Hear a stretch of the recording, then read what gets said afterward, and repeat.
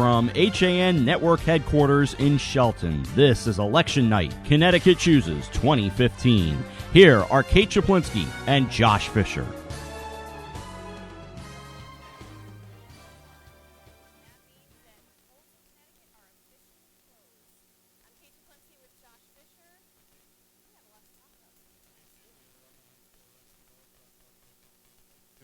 Cover tonight, and certainly some interesting races from Bridgeport, where a former mayor looks to be closing in on a comeback. That's right. And some other tight races. What are you keeping an eye on tonight?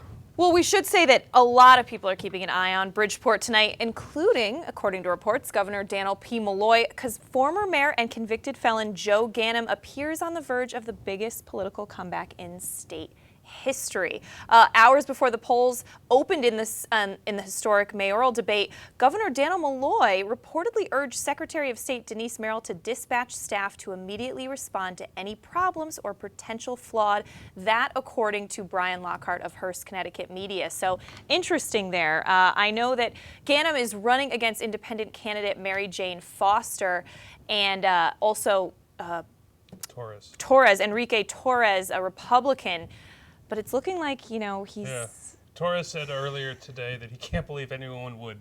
What's wrong with people, why they would want to vote Ganim back in. He, of course, beat Bill Finch in the Democratic primary a couple months ago, and now appears set to... of course, it'll be interesting once the turnout starts coming in, and Bridgeport's notoriously slow with counting the votes, and we haven't seen any reports of the polls having to stay open later. Right. But we do have reporters and editors all across Southwestern Connecticut tonight who we'll be talking to later as we get results and certainly keep you updated. Another big race that we're going to be following tonight is Trumbull, the town where you were editor of the Trumbull Times for a couple of years, Kate, before taking over the news desk here at the HAN Network.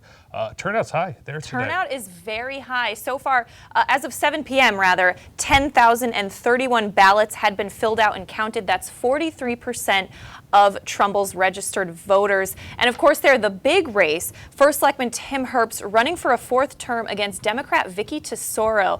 I mean, Josh, you know, and you've kind of watched the politics in Trumbull and how nasty they can get. This especially, you know, some nasty mailers went out a lot. Vicky's been compared to Governor Daniel Malloy and saying that she supports, you know, his budget. Vicky said, you know, that under Tim's administration, testing in the school system has suffered and, you know, legal fees are out of control.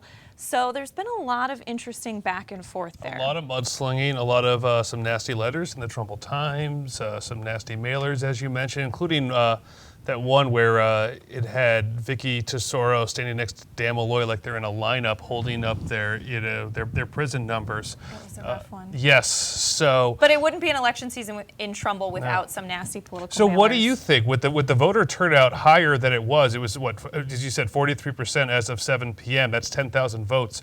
Do you think that that's going to be good for Herbst or good for Tesoro? Well, I think, you know, when the turnout is, you know, strong like that, it usually means that maybe the incumbent's in a little bit of danger. Right. However, the Republicans in Trumbull are very organized, and maybe because they were nervous, because Vicky is a very accomplished community volunteer, a member of the town council, very well liked. She helped start the underage drinking forum at the high school, and so I think they maybe were a little nervous. Yeah. So I think it could go either way still. Tim's still very, you know, 2 years ago swept into office easily with about 70% of the vote. So it'll be interesting to see what happens this time around. There's a lot of discussion on social media about it. There sure is. Steve Coulter is on the scene in Trumbull right now, the editor of the Trumbull Times. We'll be talking with him later. Another race that's interesting is the one that Patty Gay is covering over in Weston, and that's between First Selectman Gail Weinstein, a Democrat, and Nina Daniel, the Republican challenger. What's interesting about Nina is her father, James Daniel, who has since passed away, but used to be the first selectman many years ago. She's a 50-year resident of the town, and it's going to be, and there's been a lot of backlash over some things that's been going on in Weston for Miss Weinstein. And so that'll be interesting. She didn't pick up the forum's endorsement when the forum had endorsed her the past few years, the past couple times she ran. And turnout there has been pretty high. They reached, Denise Merrill, the Secretary of the State, expected statewide turnout to be about 30% today. Weston reached 30% at 4 o'clock with still 4 hours to go. So, and it's a very small town, but that'll be interesting. A town that has been voting more Democratic since '06, but it could be swinging back. It's a, you know, like so many of these towns we have in Fairfield County that used to be very Republican towns have become really almost split down the middle, where there certainly is a plurality of unaffiliated voters in those towns, but the Democrats have picked up a lot of steam, and we see there's a lot of towns now that are run by Democrats that if you know, maybe traveled here through time from 20 years ago or 30 years ago, AJ, then AJ Simonowski, our director tonight, big Back to the Future fan, you might be surprised to see all these Democrats running towns such as Ridgefield and Weston. And Reading, too, where Julia Pemberton is also facing a challenge there. She's a one-term incumbent as first selectman. She served 4 years on the Board of Selectmen, used to be on the Region 9 School Board, which serves Easton and Reading, and is running for re-election also today. Now, Josh, what I think is interesting is, I mean, you did some interviews regarding the first selectman race in New Canaan, and we do have those if we have time to run them later. But so what's interesting is the turnout's very solid there. I mean, Greg Riley of the New Canaan Advertiser reporting that as of 6 o'clock tonight, over 3,000 voters had turned out, and that's 13% more than in the 2013 municipal election. So why is that? Well, that's interesting. And I was there in New Canaan covering that 2013 election. There was no top of the ticket race that year. Rob Malazzi was running unopposed. The only race was on for the town council. This year there's a town council race, and there's also Mike Nowacki, a petitioning candidate who's kind of been a thorn in the New Canaan government side and Mr. Malazzi's side for years, got the signatures to run and is on the ballot and has been really kind of, he's had his own campaign problems. His campaign treasurer quit last week, Roy Abramowitz, who coincidentally was on the ballot 2 years ago as his own petitioning candidate for the town council. So what really interesting to watch in New Canaan is Roger Williams, who is an incumbent Republican, did not get endorsed by the Republican caucus this year, is also running as a petitioning candidate on there. He has a big following. He's a very fiscal conservative who's worked hard to keep spending down in that town, but there's a big kind of shift in New Canaan, or a separation, because there's this expansion plan they have, the school board has for Sachs Middle School in upwards of it's over $10 million, and I think it's about a $16 million project. I don't have those numbers in front of me, and I'm sorry. Yes, and so there's a lot of people getting out the vote now, telling people who not to vote for, those who are in favor of this school spending. And so some of the people on the other side have said that that's an election violation. I don't believe it is. I think you have the First Amendment protects you to tell people who to vote for and who not to vote for, as long as you're at least 75 feet away from the polls. So that's going to be interesting to watch, to see how that happens. It shapes up in New Canaan. And speaking of allegations, John Kovach, our editorial director, who's off camera right now and is keeping us updated on some things, said from the Connecticut Post reporting that with minutes to go before the 8 o'clock deadline, just a few minutes ago, independent Democrat Mary Jane Foster's campaign was reporting multiple allegations of poll workers telling voters that if they want to cast ballots for candidates farther down the ballot, they first have to vote for Democrat Joe Ganim. Tom Swan, Foster's campaign manager, said lawyers were following up on the reports in 2 polling places. Of course, things could not go smoothly in Bridgeport, especially not this time around. And that same thing happened at least in 2008 when the first time President Obama ran for election, and when Chris Shays lost his race for re-election as the Republican congressman, the last Republican congressman in New England.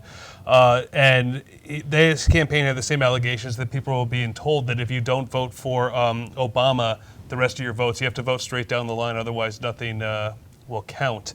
That year, there is reports that there's long lines still in Bridgeport at the polling places, so this will be a long night in the Park City, as it always is. This in the Yale Daily News is reporting that Tony Harp's been elected to a second term as the mayor of New Haven.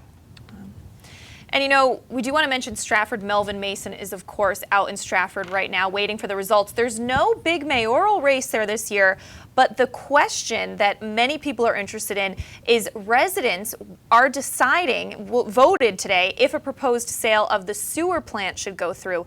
The town council voted in April to sell the plant, but a group of residents, including 3 town council candidates and Councilman Matthew Catalano, took the town to court to force the town-wide vote. The WPCA Stratford Get Answers challenged the town in Superior Court and won a judgment in June that halted the planned sale of the sewer plant to the Greater New Haven Water Pollution Control Authority. There's been a lot of back and forth, especially in letters in the Stratford Star about this. A lot of signs around town, I can tell you, since I'm a resident of Stratford.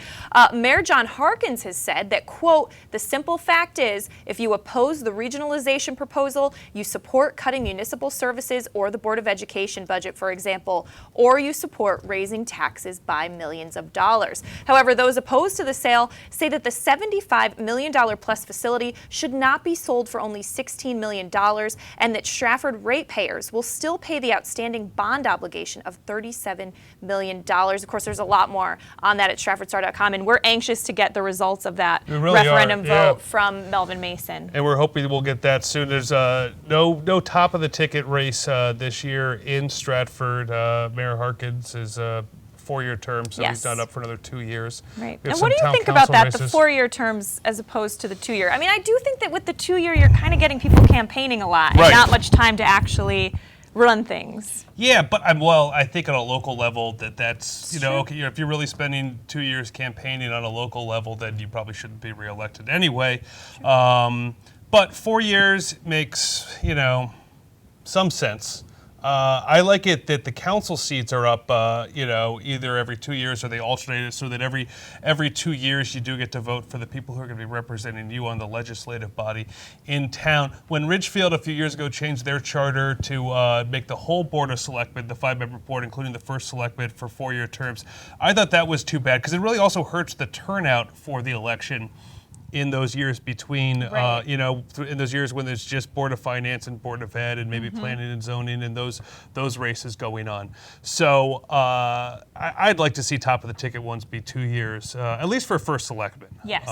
And in the council towns, I think, in New Canaan, it certainly works well with 2 years. The first selectman's up every 2 years, as well as the whole Board of Selectmen, which is just a 3-member board. But then the town council, which is a 10-member board, or 12-member board, half of them are up every 2 years. So that gives you a nice mix. It gives those people time to be in office and to get to know the system without having to run for re-election every 2 years. But still, it gives the citizens, the residents of the town, a chance to voice their concerns or let their voice be heard in the ballot, on their ballots every 2 years. Right. And we should mention, Josh, I mean, we're still waiting for results to come in from our reporters and editors, but we can make a few calls. Yes. Including that First Selectman Rudy Marconi will win re-election. Yes, we have Rudy Marconi, as you see there, he just needs a little winner check mark underneath his name to make it official. But Kate Czaplinski is projecting that Rudy Marconi, there it is, will be the mayor, the king, the first selectman of Ridgefield, that lovely town up there on the western New York border, for another 4 years. Yeah, and He's Mr. Ridgefield. I gotta say, I used to cover Rudy. He's one of the good ones. He's Rudy a good local politician. He really is, and he lost his first run for first selectman in 1997 by just a handful of votes. Came back the next year in 1999. Got elected, and this will be his 7th term, and his 2nd term I believe this is his 2nd 4-year term he's been elected to. Wow.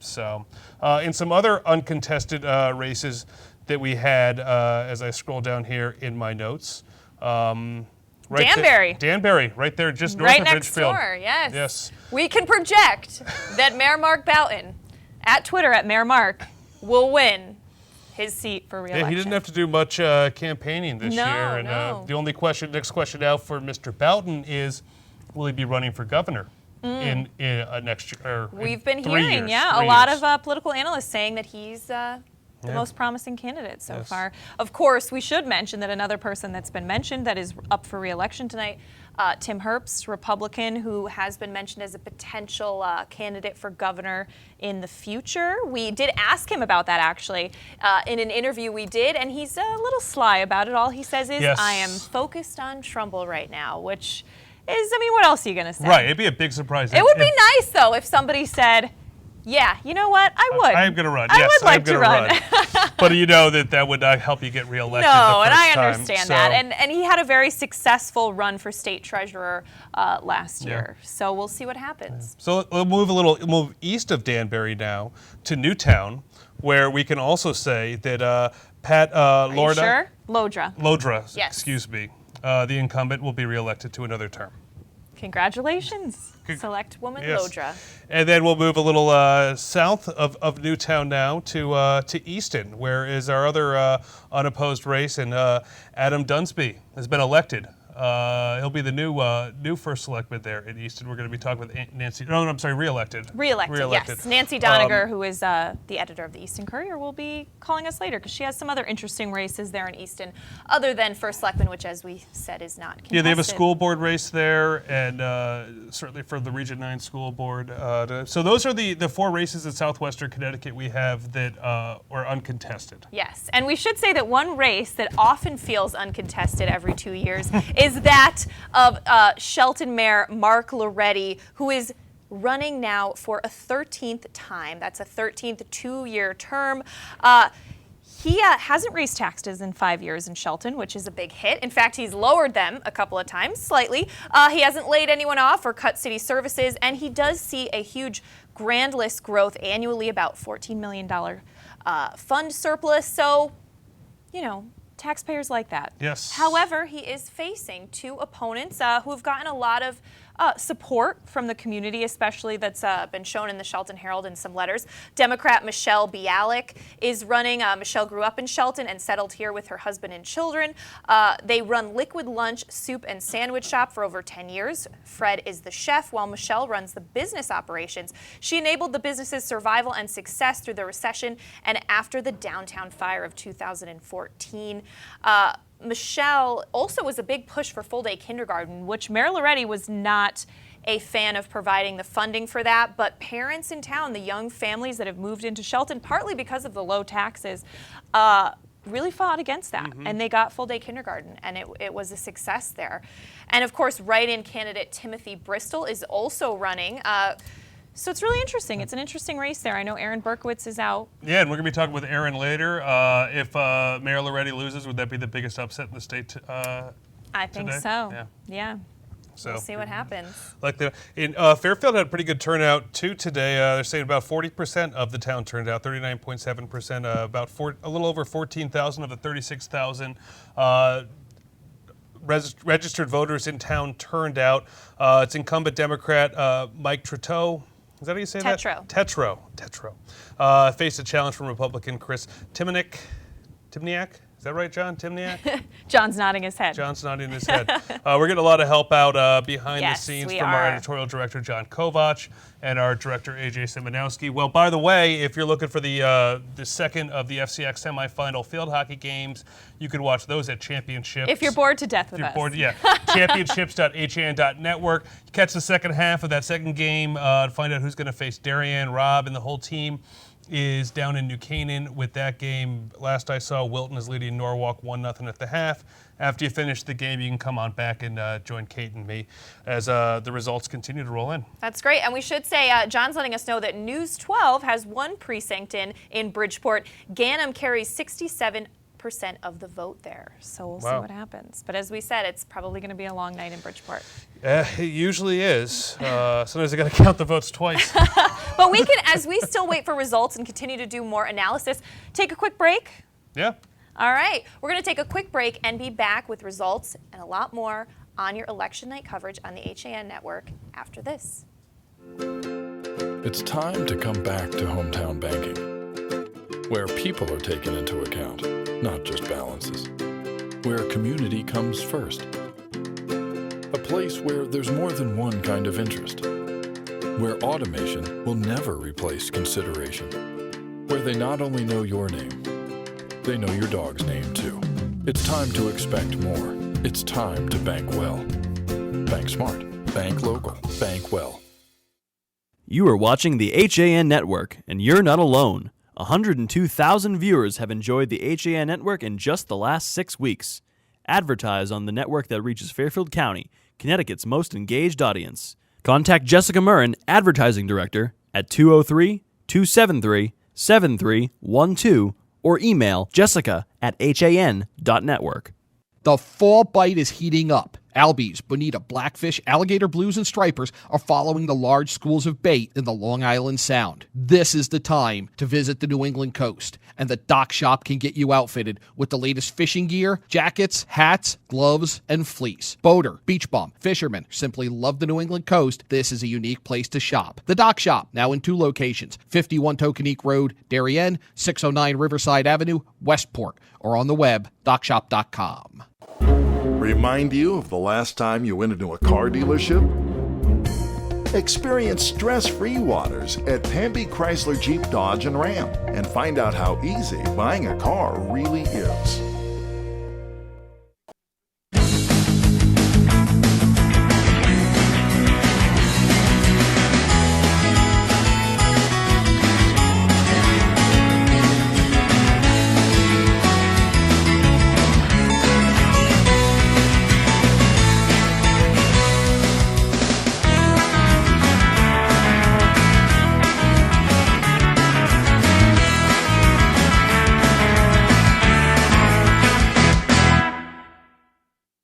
Watching Connecticut Chooses 2015 on the HAN Network. To HAN Network's live Election Night 2015 coverage. We're covering the municipal elections across Southwestern Connecticut along with Kate Czaplinski. I'm Josh Fisher, and we are live at our Shelton studios here on Tuesday night, November 3rd. As we continue to get the information rolling in from all across Fairfield County, and then even into Milford, into New Haven County, too. Right. Still early in election night. Yeah, and if we can, we're going to get some results, too, from our friends across the border over there in Lewisboro, New York, where the Lewisboro Ledger and Tina Marie Craven is out there covering. But polls don't close until 9 o'clock in the Empire State. So there's still time to vote out there. Steve Coulter of the Trumbull Times is reporting that polls are closed, of course, in Trumbull, and the talling's underway, but voter turnout has exceeded 45% this year. Wow. That is really interesting. That's like a state election, that's like a governor's That's great, race which is turnout. sad that we're so excited about that, but typically for these municipal elections, which you actually have the most power in. I mean, these are the people you elect to, this is where your taxes come from. This is where, your school system, all the decisions are made in this, That's right. who you elect in Your these vote elections. for president is one of millions, even just in this state. It's one of at least, a couple million. And your vote for your mayor or first selectman is one of thousands. So it'll be very interesting to see, how Mr. Herbst is doing and Ms. Tesoro over there in Trumbull. A big race. It's, you know what, it was really fascinating to be editor of the Trumbull Times because politics is just so strong there. It can get a little ugly too. Yeah, well, we certainly saw it this year. We saw it, you see it on social media. There's all these different social media groups on Facebook in Trumbull that are all talking about, slinging mud, and others are, defending. Right, and I do have to say, people were happy that in our HAN interviews with both Vicky and Tim, I asked the question, can you say one nice thing about your opponent? And people got a kick out of that. Tim said of Vicky that, he's given her an award for starting the underage drinking forum. She's raised 2 amazing children and done a lot in the community. And Vicky said, Tim was a good friend of hers for many years. She still considers him a friend.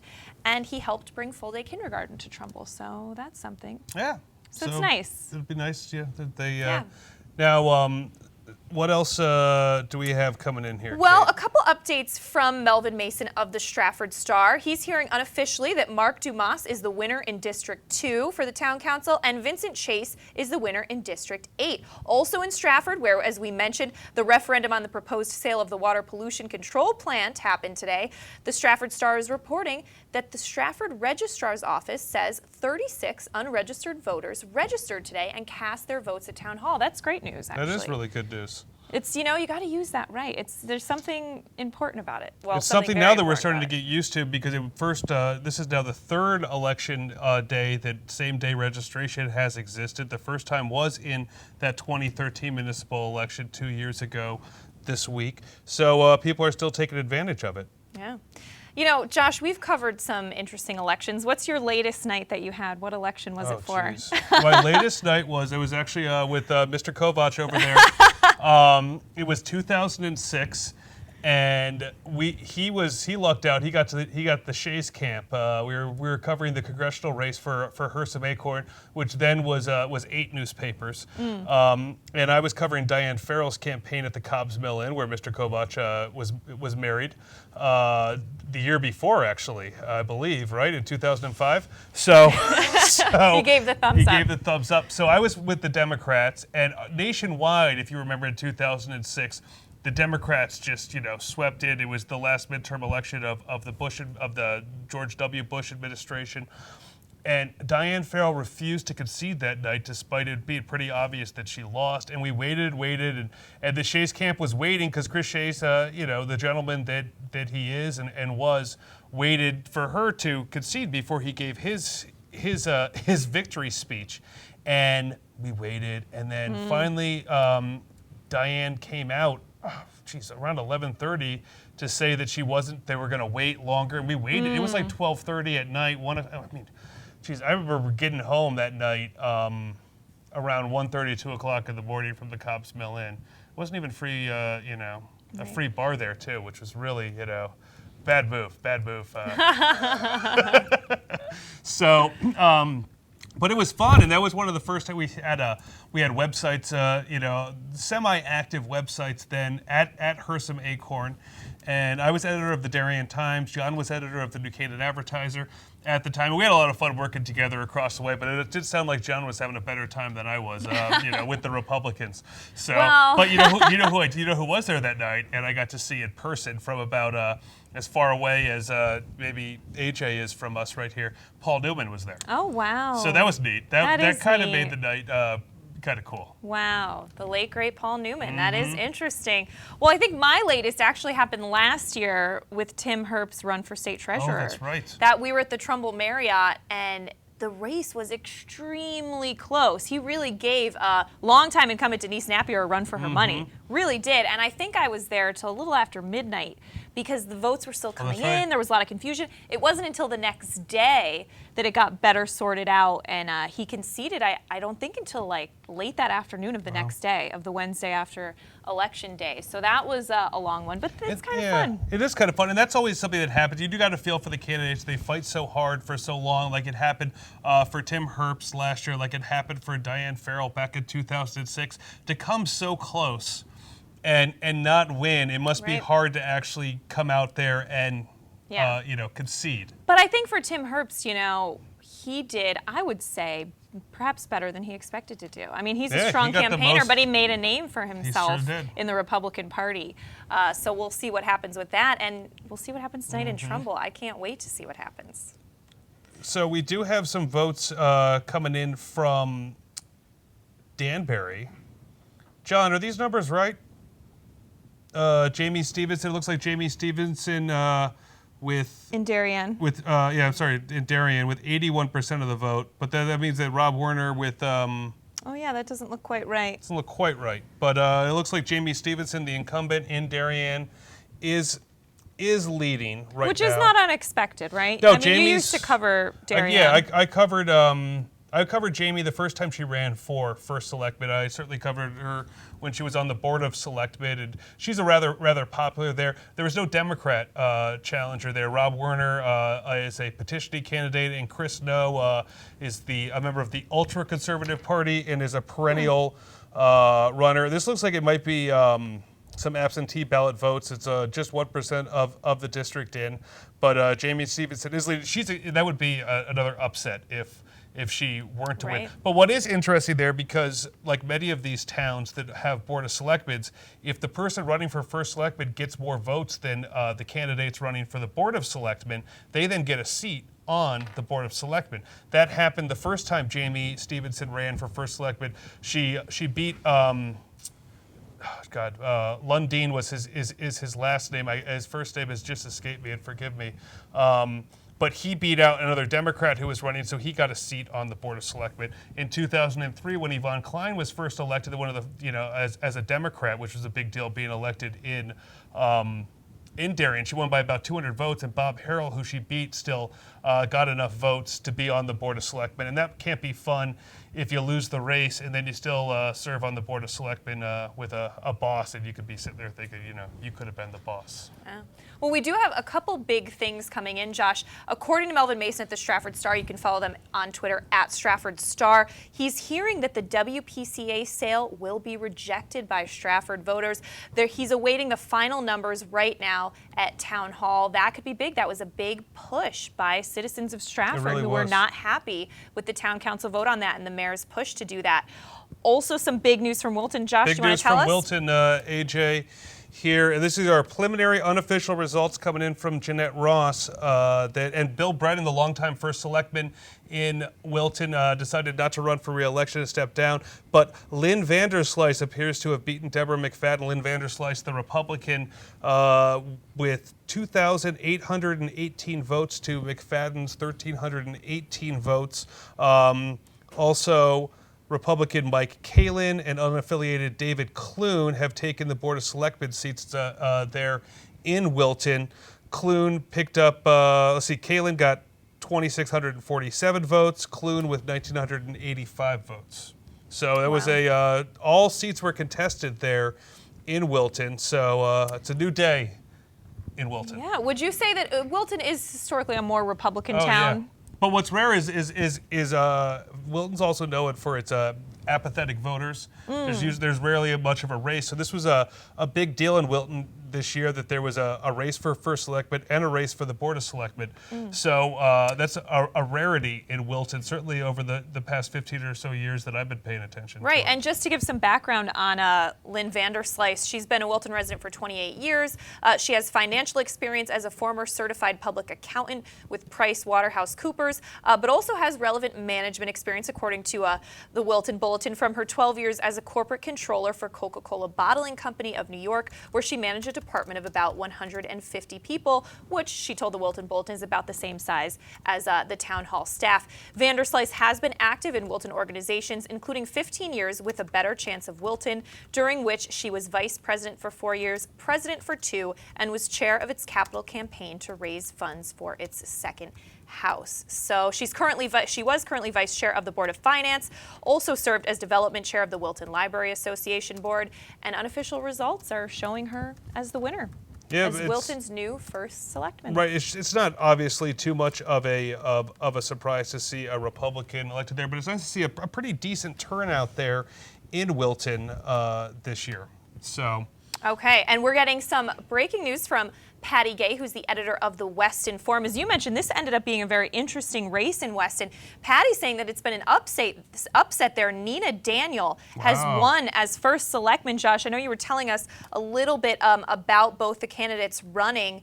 Patty said it was a hotly contested a hotly contested race, sorry. Yeah, certainly. Nina Daniel, who's lived in Weston for 50 years. Her late father, James Daniel, was once the town's first selectman. She's a former member. Miss Daniel is of the Board of Education. She's a member of the Kiwanis Club and Weston Historical Society, and she founded the Friends of Weston Senior Activity Center. She's also on the Institutional Review Board of Norwalk Hospital, which reviews clinical trials there.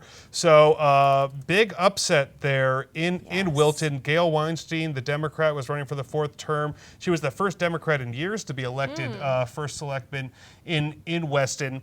That was 6 years ago. So big thing out there. News. And I know I talked to a friend of mine in Weston today who is a rather hardcore Democrat, and she said she couldn't wait to vote for Nina Daniels today. Interesting. That's very interesting. And Patty Gay said she's going to get us much more as soon as she can. Very interesting. Yeah. And, we have to say Patty Gay at the Weston Forum also endorsed Nina. You know an interesting fact about Patty Gay? She used to be first selectman of New Fairfield many years ago. Oh, I did know that. Yeah. That is a fun fact about Patty, So which is why she's so good Yeah. at covering our local towns. Right. Very so cool. she does a great job there. She does. took over as editor of the West End Forum earlier this year for Kim Donnelly, a longtime colleague of ours who left for another line of work, but was one of the finer editors we've had around here. Someone we always love to argue with. Some of us maybe more than others, but big shoes to fill there for Patty, and she's just done a great job. Whether from covering the missing couple, the Navins, and the arrest of their son today. A lot of coverage of that on thewesternforum.com, but she's led the coverage with that, which is this case that's now garnered national attention. Right. Looking into Monroe right now, it looks like this is coming from Don Eng, the man behind the history on Coffee Break every morning. But Steve Vavrick will win another term. Unofficial results show him with about 54% of the vote, with the absentees still to count. Probably not enough there, so Vavrick gets another term.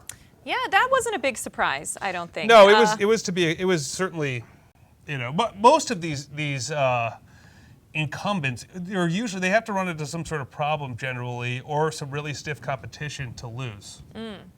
That is interesting, and I just want to mention, just from Steve, some updates on the Trumbull race. According to the registrar's office, final counts won't be released until at least 9, if not later. However, we are hearing, the Trumbull Times has retweeted Linda Lambeck, who said District 4 in Trumbull goes to Herbst by 141 votes. And 2 Trumbull districts in, and Herbst leads, so we'll see what happens there. Very interesting.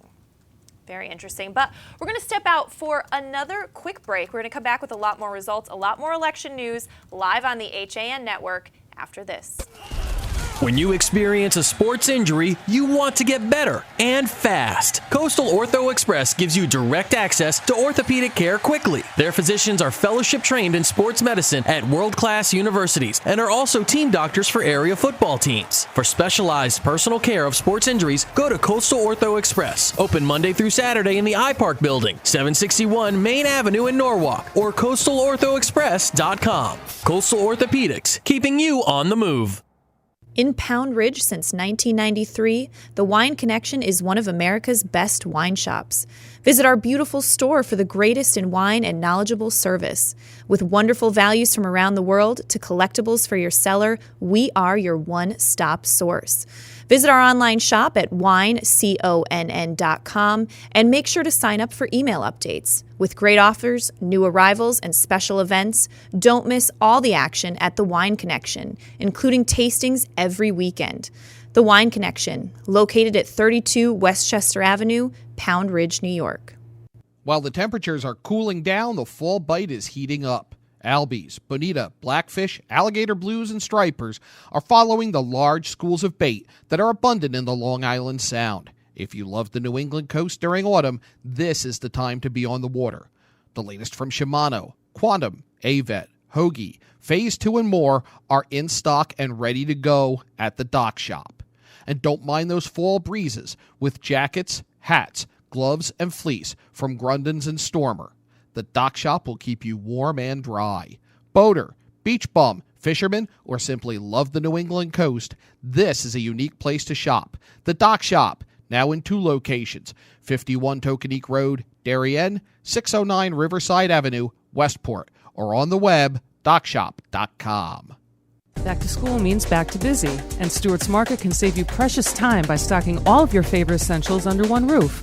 For a healthy start to school, we have all the ingredients. Walter Stewart's, your family-owned fresh local market, 229 Elm Street and at stewartsmarket.com. Tired of all the bull? Relax and enjoy the experience of buying a car at Pamby Chrysler Jeep Dodge and Ram. No bull allowed. Watching Connecticut Chooses 2015 on the HAN Network. And we're back live on the HAN Network. It's election night. I'm Kate Czaplinski with Josh Fisher. Hi, Kate. Josh, we have a lot of stuff rolling in right now. We also want to mention our friends at the Valley India say that Mayor David Cassetti has been reelected in Ansonia, so some interesting Valley news there. And Democrat Zani Imetovsky has conceded the first selectman's race to Kurt Miller in Seymour. So that's some Valley news from you, from our friends at the Valley Indy. And also our friends from the HAN Network who are covering the FCAC. Yes, we had some dual broadcasts going on. The FCAC field hockey semifinals today in New Canaan. The second game just finished up. Wilton beat Norwalk 2-0. Wilton will face Darien, which beat New Canaan in the first game 2-1. So we'll have that live on championships.han.network on Thursday. At 7 p.m. Tomorrow, if you want to watch, we have the boys and girls soccer finals. St. Joe's against Ridgefield in the girls game. That's at 4:30. And at 7 p.m. is Fairfield Ludlow against Darien. That's right. And just an update on the Bridgeport race, which, as we said, is getting watched by a lot of folks, including some national media. Unofficial numbers right now from the Ganem camp are that Ganem has 8,868, Foster 4,269, and Republican Torres 1,839. Wow. So we're keeping an eye on that, and we're keeping an eye on all these suburban races in our towns. And going all the way down to the bottom corner of Connecticut in Greenwich, the Greenwich Times is reporting that Peter Tessie is up nearly 2-1 over Franka Farricker, the Democrat there who's running. So that also is something that was to be expected too. So. The only big upset we have so far tonight is Gail Weinstein losing in Weston, where we had a high turnout, and that was one of the races we were keeping an eye on. Certainly all day long we've been following that from the studio here, Kate, and pretty exciting things in Weston's a fun little political town. There, it's a small town. It's a rural town that really is almost a suburb of Westport. And that's where everyone pretty much goes shopping and catches the train and all of that. So, but it's a very heavily political town too, and people get really involved. The Weston Forum, run by Patty Gay, does a really great job of getting all that out to everybody in that town. And so big. That's a big thing. The only question too is we'll see if Weinstein gets enough votes to remain on the Board of Selectmen. That's something that certainly is up in the air, and I know we'll be talking to Patty later today. Yes, we will. And just some results from the Fairfield Citizen with 6 districts in there. Tetro has 4,493 votes. Timniac, 4,175. Wow. So interesting, some close races. And in Derby, the New Haven Register reporting that Anito Delgado, 1,463 votes, and her opponent, Richard Deacon, 1,352, that they're saying that Delgado has won re-election there in the Valley. So interesting updates from the Valley. Yeah, certainly. And then look at, just because we were speaking about Patty Gay, the editor of the Weston Forum and former first selectman of New Fairfield, up in New Fairfield, it looks like Susan Chapman has won re-election up there, according to the News Times. Wow. Or election, I'm sorry. So... and John, do we have anything final from Stratford? Yeah, no, we're still waiting on that. But we are hearing some interesting things from Stratford. As John mentioned, John, former Stratford Star Editor, saying that it's looking like a lot of Democrats sweeping into office, especially on a Republican-controlled town council. So we're waiting for the official results on that. That should be interesting. According to the Stratford Star, if Ken Poison loses in the 6th district in Stratford, the new town council will be completely new members. Wow. They voted out the incumbents, looking like that. Very interesting there.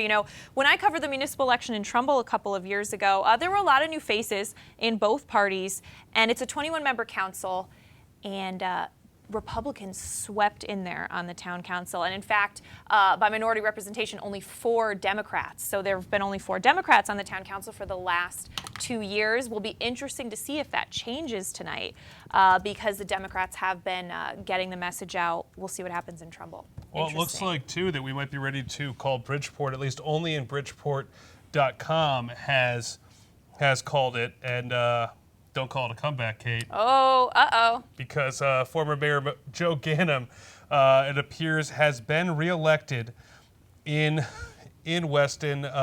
Not official, but he is doing very well throughout the city. so far today. Now, this is just a really fascinating story, and that's why obviously it's getting so much attention. Joe Ganim, convicted felon, went to jail.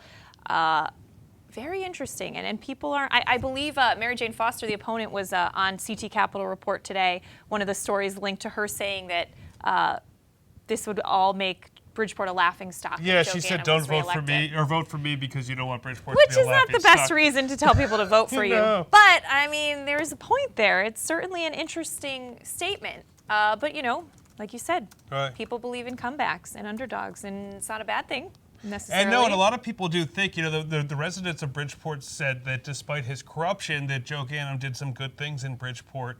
And, it's kind of like we saw that happen years ago up there in Providence with Buddy Cianci, who was, certainly, I think he was reelected at one point while he was in prison.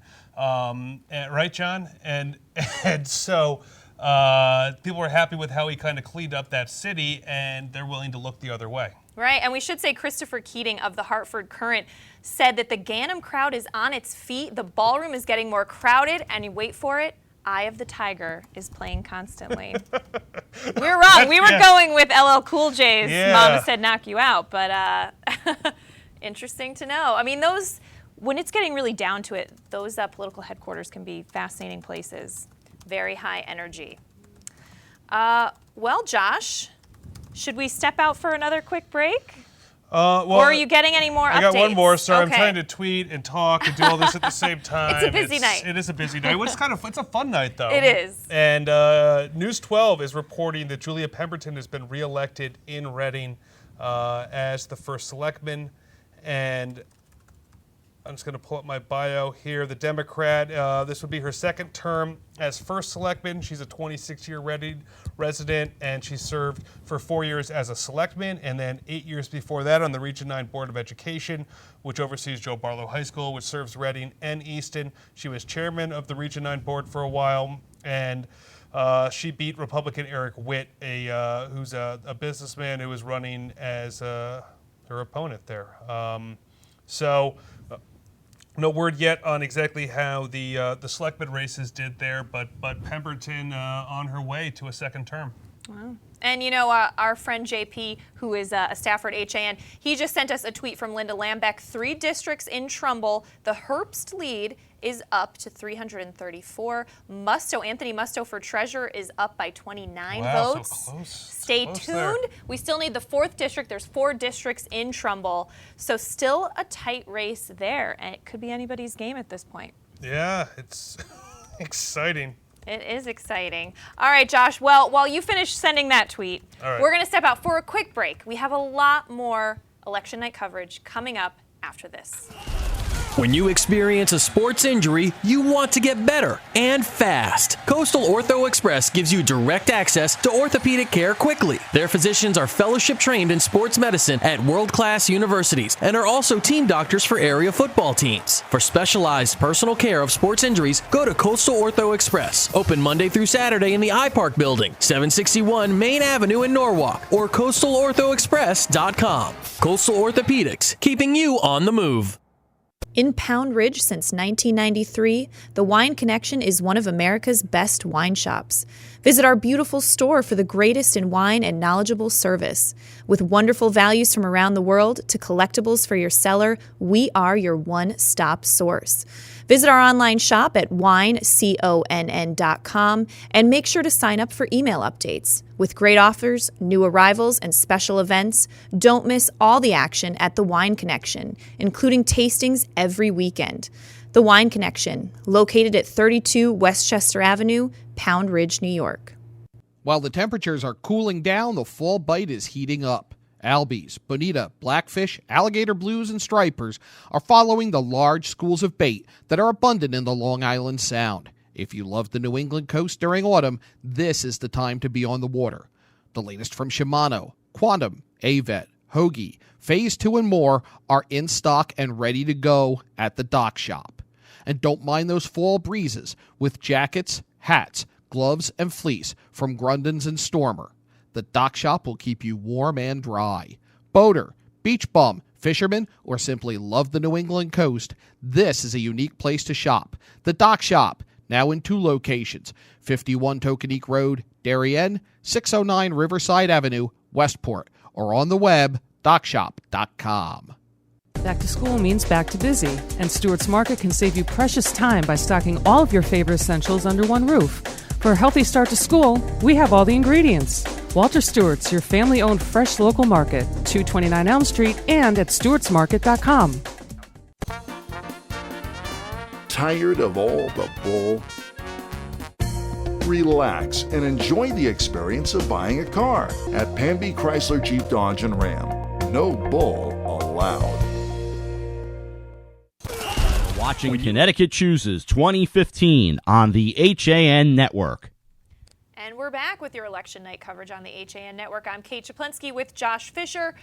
The results keep rolling in. Josh, Genevieve Riley reports that 8 of 10 districts in Fairfield reporting Mike Tetro, the incumbent, has 6,325. Chris Timniak, 5,867. So it looks like the incumbent is pulling ahead. But still pretty close. But yes, it does look like he's pulling ahead. And we do have some numbers, Kate, on the early election results in Bridgeport, where it appears that Joe Ganim has been reelected.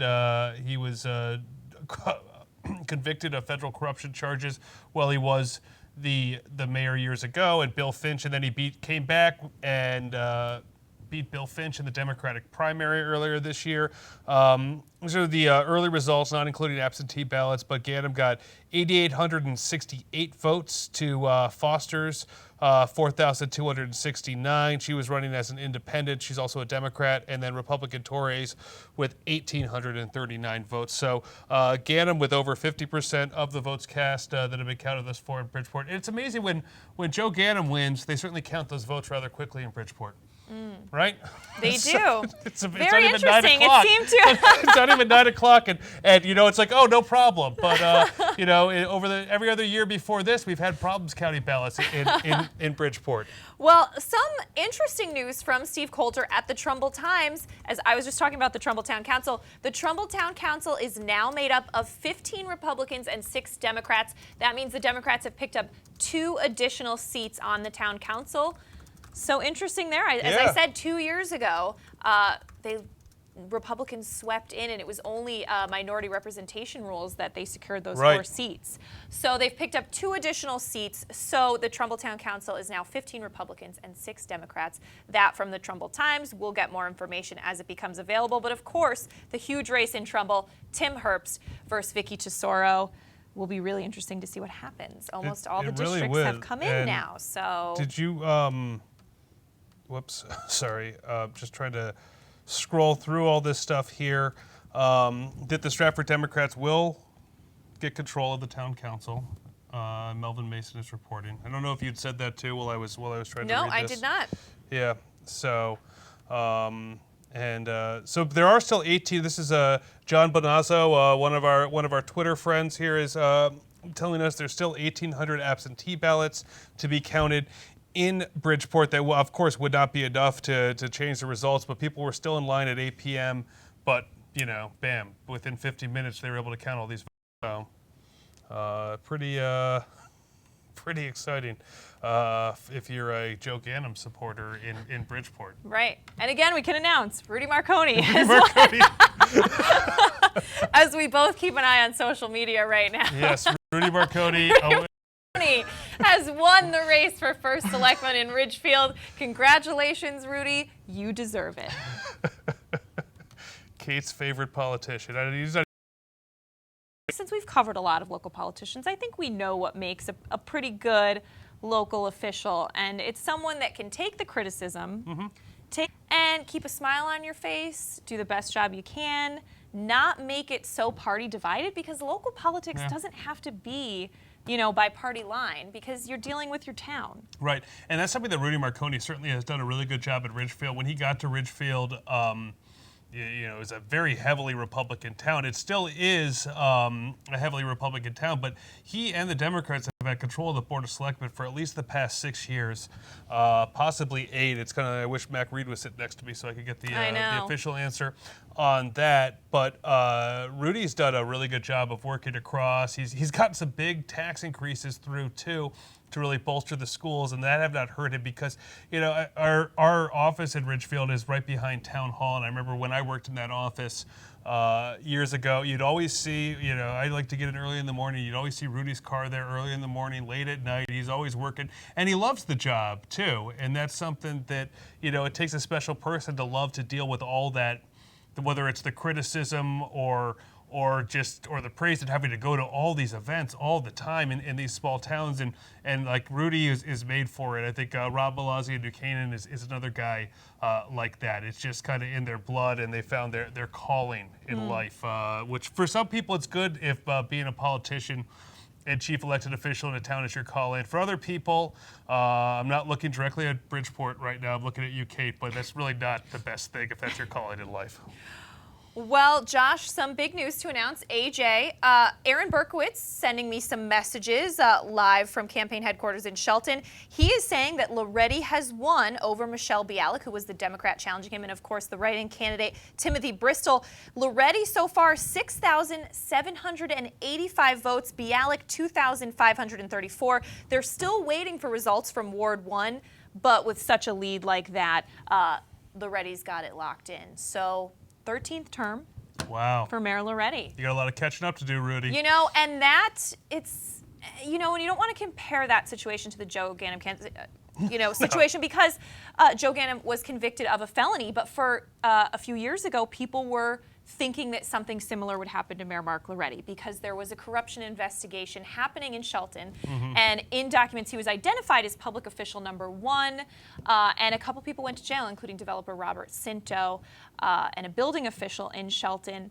But, Loretti really rose above that. And, I think what people like about him is he's kind of no BS, and he's been doing it so long.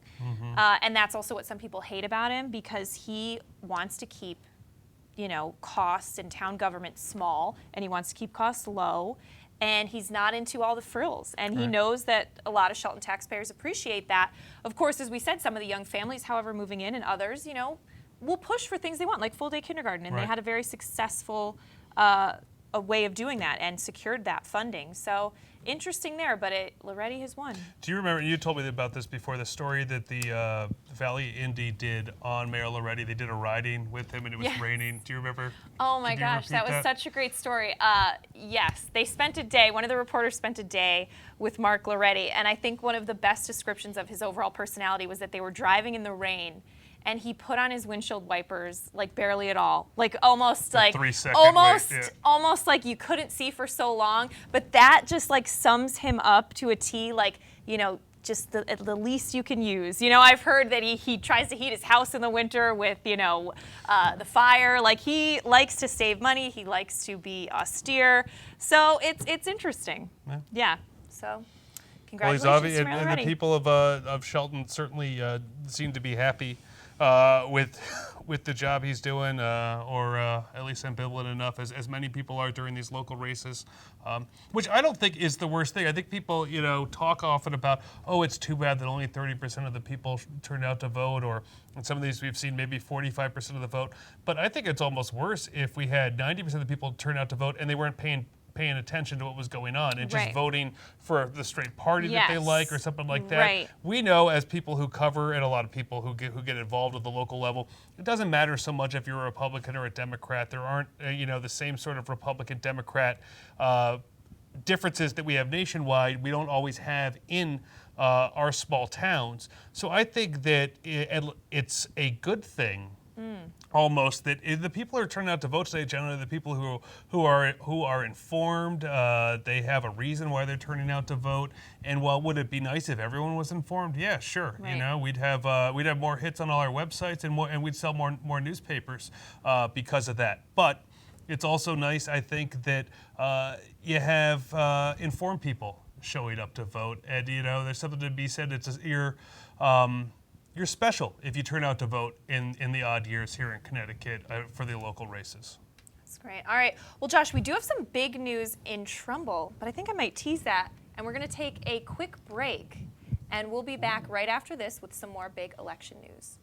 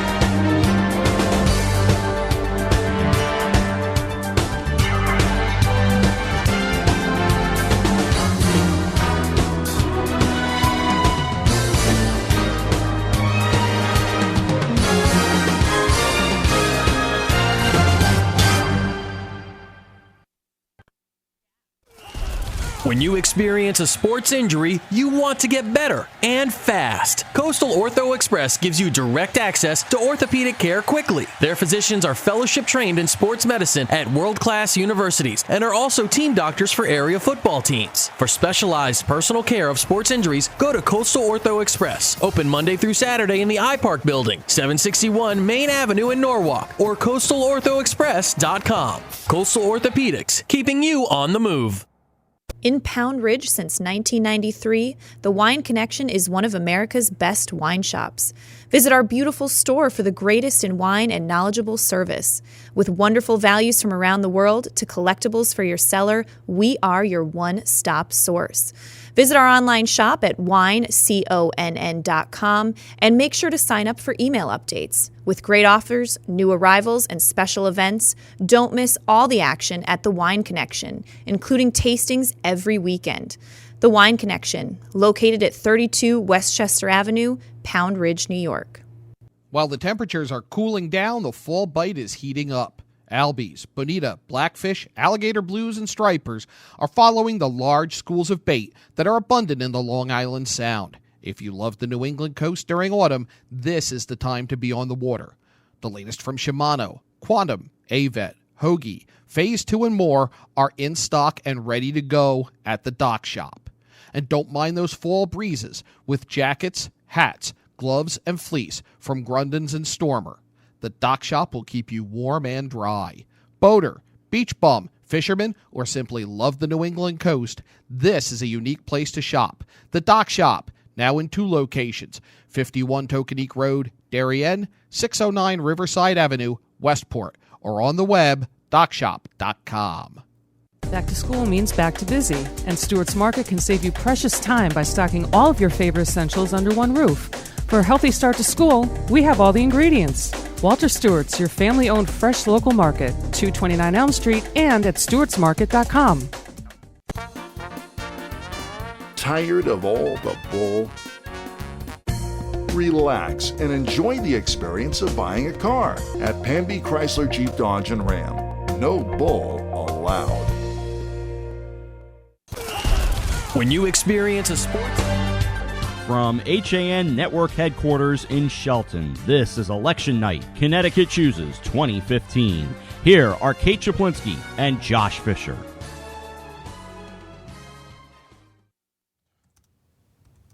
And we're back here live on the HAN Network, along with Kate Czaplinski. I'm Josh Fisher, and we're covering the municipal elections across Southwestern Connecticut today.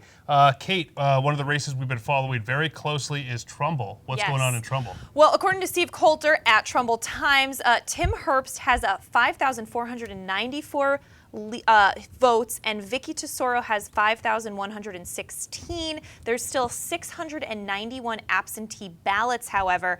And according to Steve, First Selectman Herbst will not be making any speech until all absentee ballots are counted, and there's been no concession speech from his Democratic challenger, Vicky Tesoro. But interesting and close race there. In other Trumbull election news, according to Steve, Republicans have taken all 3 spots on the Board of Finance. That's Elaine Hammers, Bill Haverlin, and Zimov, who I'm not sure of his first name, beating the Democratic competition. That's interesting because, as I said, Democrats have picked up 2 additional seats on the town council there.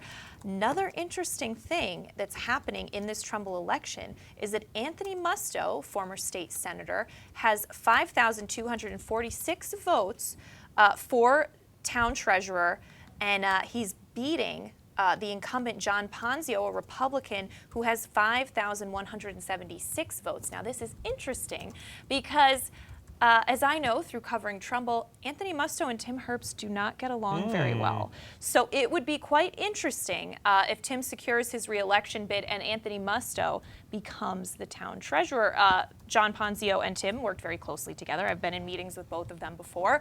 Anthony Musto and Tim Herbst, not so much. Tim Herbst doesn't get along with somebody? So that'll be interesting. And I think it's the feeling's mutual. Yeah, I think it's safe to say. But that will be interesting to see. So thanks, Steve, for the updates. Can't wait to see what happens there. But now we've brought on our editorial director from behind the scenes, The man in the bright yellow shirt, the Yankee fisherman himself, John Kovach, is here with us now because, as we said, he used to be a Stratford Star editor. Melvin Mason's out there covering the elections now, but we've got some interesting news, John, that really changes a lot of things in Stratford politics. Democrats have tipped the balance of power on the town council in Stratford.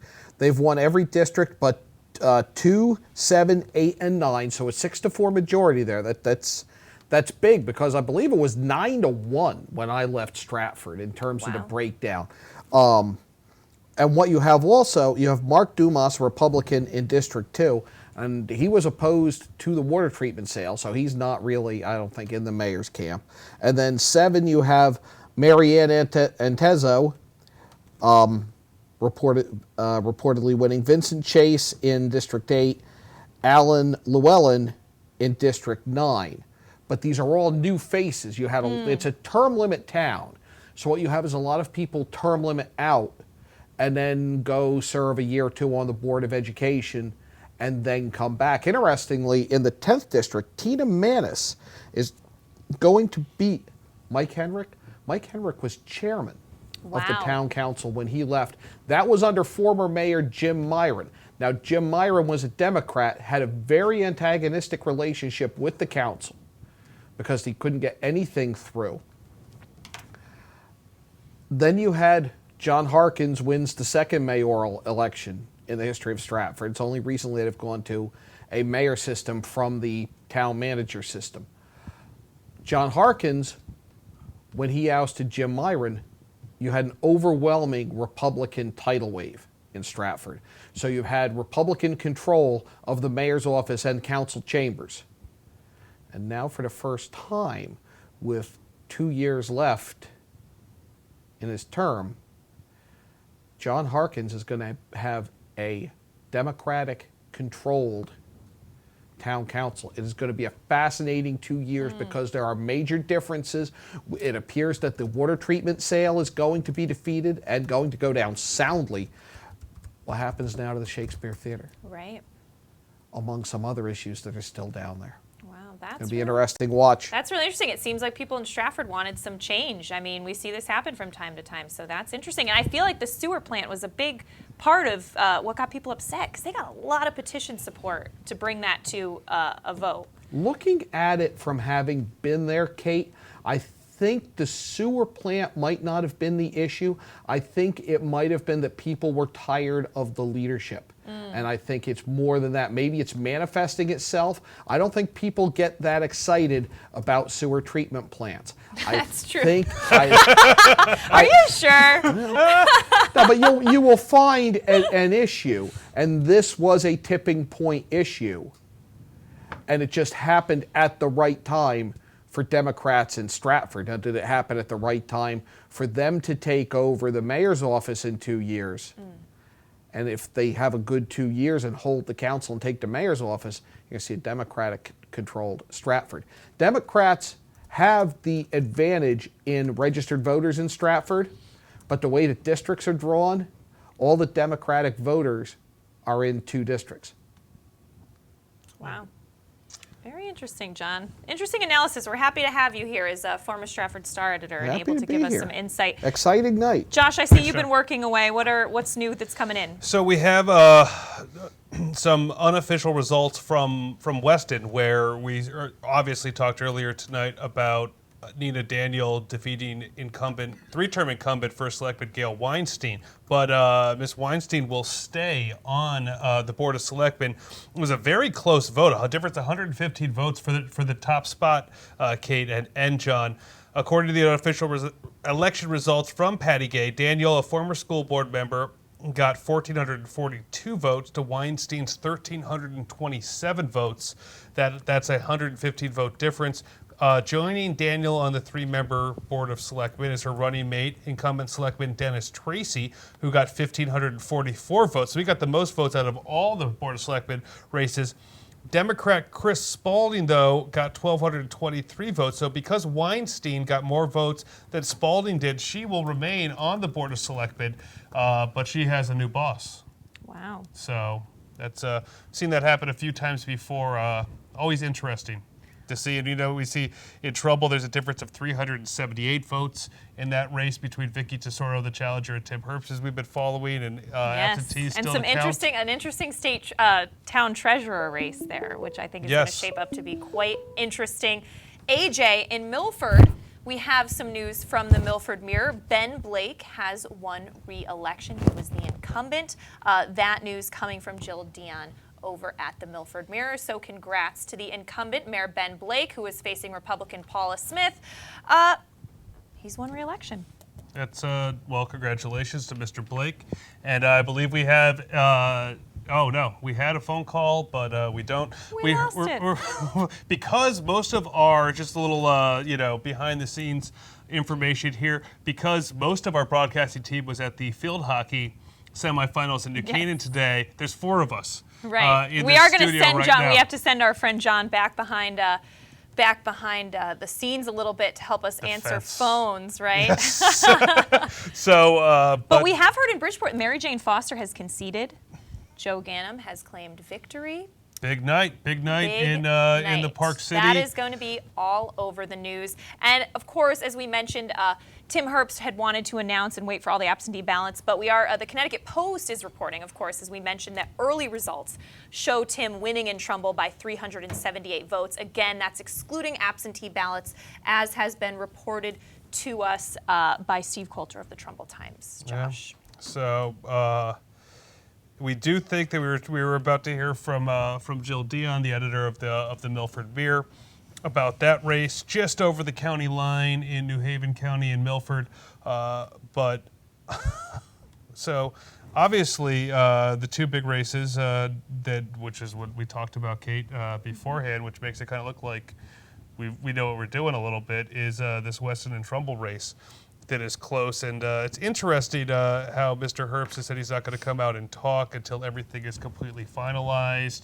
Of course, since he has his eyes on the governorship too, you would never want to come out there and make a speech claiming victory and then having it taken away from you. Right. But so does it. Oh, go ahead. No, go ahead. What were you going to say? No, nothing.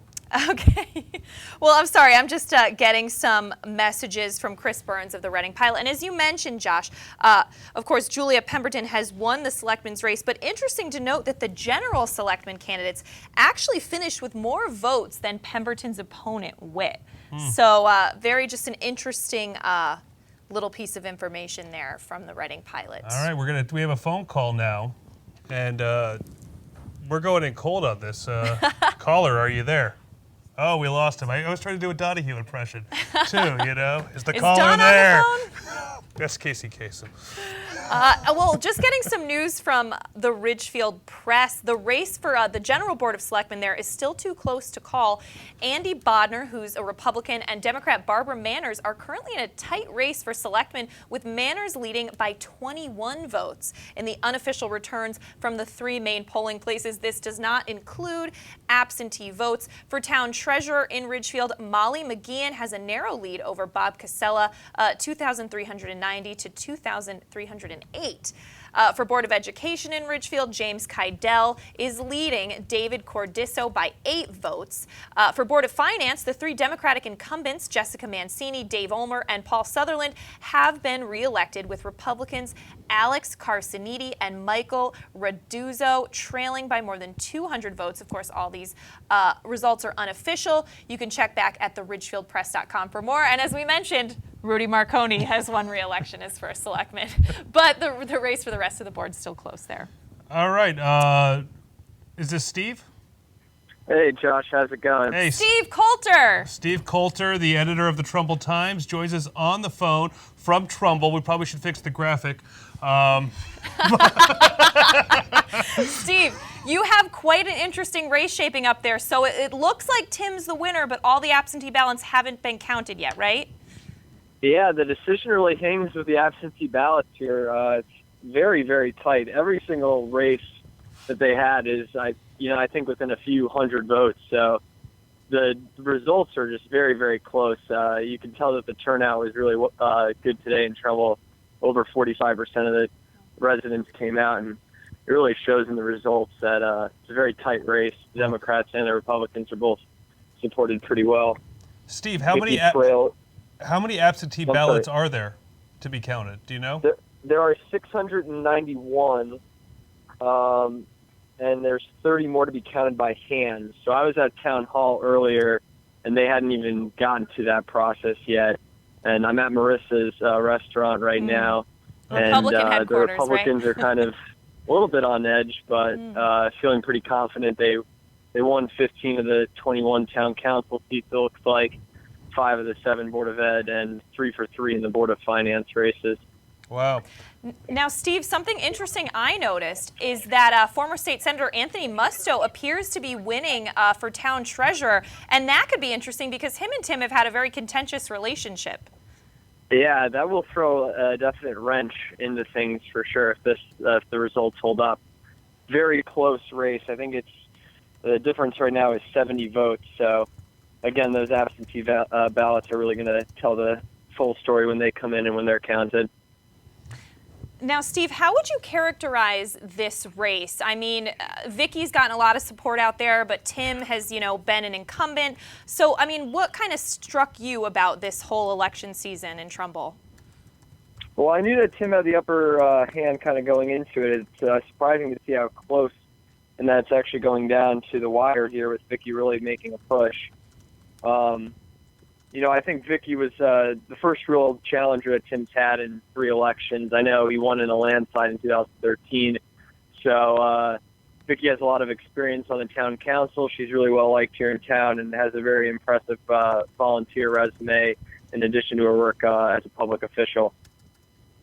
What's the I know Tim says he's not going to come out and talk, Steve. What's and obviously it sounds like people are excited there. And with only 721 votes still to count, and with Herbst having a 378 vote lead, that would take, Vicki would have to get almost all of those votes to overcome Tim, or there'd have to be a lot of blank ballots. So yeah, that's what it's looking like. That it's going to tip in favor of Tim, but they have not declared it yet. But how do they feel about it being this close? Does that say something about Tim Herbst and about how the town feels about him? As an incumbent to have a big turnout, and to what looks like the most he could win by is just shy of 1,000 votes. Yeah, right, exactly. Less than 1,000 vote victory. Yeah, I didn't see that one coming at all. I thought he was going to be able to carry a pretty significant lead here. It's very, very close. It's pretty surprising. I mean, you see some of these other ones obviously down the ballot, and some of the Board of Education ones at 70 votes. Again, you mentioned Anthony Musto. He's up by 70. It's really a small margin in all of these races. It's pretty incredible. Now, Steve, I was in your shoes 2 years ago at Marissa's, at Republican headquarters as they were waiting for the results, and it was a much different feeling because, as you said, in 2013, they all swept into office, and it was a huge celebration. So what's the attitude there right now? I think it's a little on edge. It's definitely not celebratory yet. You could get the vibe that it's about to become celebratory once they make it official, but right now it's kind of they're in a holding pattern, so to speak, and you can definitely get that kind of feel being in the room. Yeah. All right. Well, Steve, we're going to let you get back to work. I know you're busy. Thanks so much for keeping us updated on Twitter. Everyone should follow at Trumbull Times for the latest. Good luck out there, Steve. Thank you, guys. Have a good rest of your show. Thanks. Thanks, Steve. All right, well, just in from Chris Burns, I had mentioned some of the results and we had talked about them, but the official vote totals for Reading's municipal election were read aloud tonight just after 8 p.m. at the Reading Community Center. Nice and easy, I like that. In the race for first selectman, incumbent Julia Pemberton was the winner with 1,647 votes. Challenger Eric Witt recorded 1,057 votes. In the race for 2 selectman spots, a de facto runoff between candidates for selectman and the losing first selectman candidate, Republican Michael Thompson and Democrat Leon Karvelis both carried more votes than Witt, with 1,360 and 1,298, respectively. For Board of Finance, incumbent Ward Mizuko and Democrat Peg O'Connell won seats with 1,502 and 1,588, respectively, and Republican Jim Sanders came in third with just over almost 1,400 votes. 3 Board of Education positions were available, and they were won by Democrats Gwen Denny and Melinda Irwin and Republican Michael Hoffman. So interesting news there from thereadingpilot.com. Yeah, and you know what? Just to get back onto Trumbull, Kate, and you know obviously that town really well. Do you think that this close race is? Do you think that part of Tim Herbst's trouble is because people expect him to run for governor, and that he has his eye on Hartford and on the town, or is it that Vicky Tesoro was was the candidate that a lot of people in Trumbull were looking for? Or is it something else? Vicky Tesoro was definitely a candidate you could get behind, only because she was so involved. Right. And I said she has a very good name in Trumbull. And if you go to any of the town council meetings, she was fighting a losing battle with being outnumbered 17-4. But she always had something to add, and she always did her research. Mm-hmm. And she was very good about that. And I think with Tim, it's hard to say. It's maybe, since Republicans swept into all the offices so easily last election, maybe people realize that's not the best thing, to not have more of, a trade-off, to have kind of one administration in control of everything that happens in town. And there were some interesting things that happened that people were upset about. For instance, the painting thing, the infamous painting controversy at the Trumbull Library, and how ugly and much that devolved. Things like that maybe didn't put the town in the best light. Even though Tim has, made some great accomplishments in Trumbull, I think some of that really led to a groundswell of support for getting somebody new in there, which is, I think, why Vicky's done so well. And, I don't think necessarily it's that Tim might run for governor. I think people in Trumbull would be proud of that, if, someone that they had in office ran for governor. But I don't know. I mean, it's interesting to see. And like I said, I think a lot of things met that caused this to be what I was amazed close. at following it, and since I moved up here to work in the Shelton office back in February, I've got to see a lot more of what goes on in Trumbull from working with you and working with Steve, because this is one of our main newsrooms, and the Trumbull staff is in this office up here, and I moved up here from our New Canaan office. But just how kind of nasty the campaigning got, and often when you see that happen in a small town level, it could come back to hurt the person who's doing the nasty campaigning. Mm-hmm. Do you think that hurt Tim, or do you think that helped him? Was that worth 378 votes? Right. Well, because I didn't see anything negative from Vicky that I saw from Tim. Not or did I just that miss level. It? No, not to that level, though the Democrats have been accused of sending nasty mailers in the past. Last year during a race for state rep, they say Democrats sent out a very nasty mailer.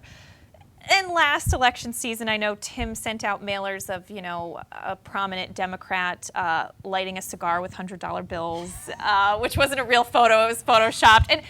And so in Tim's, I guess not quite defense, but politics in Trumbull has always been very active and could always get nasty. However, a lot of people he has been characterized as a bully or very aggressive and I think he's a really good politician. Yes, he's a great he's a great campaigner. He's certainly also kind of a bully. And I mean, just with that whole painting thing where there was a painting that had Margaret Sanger and a bunch of other strong women, including Mother Teresa, on it, and it ended up getting vandalized. But Tim started the controversy by asking the library to put it down, and then by the time ordering them to put it down. Even though, according to the town charter in Trumbull, the first selectman does not have control over what happens inside the library, but that's neither here nor there.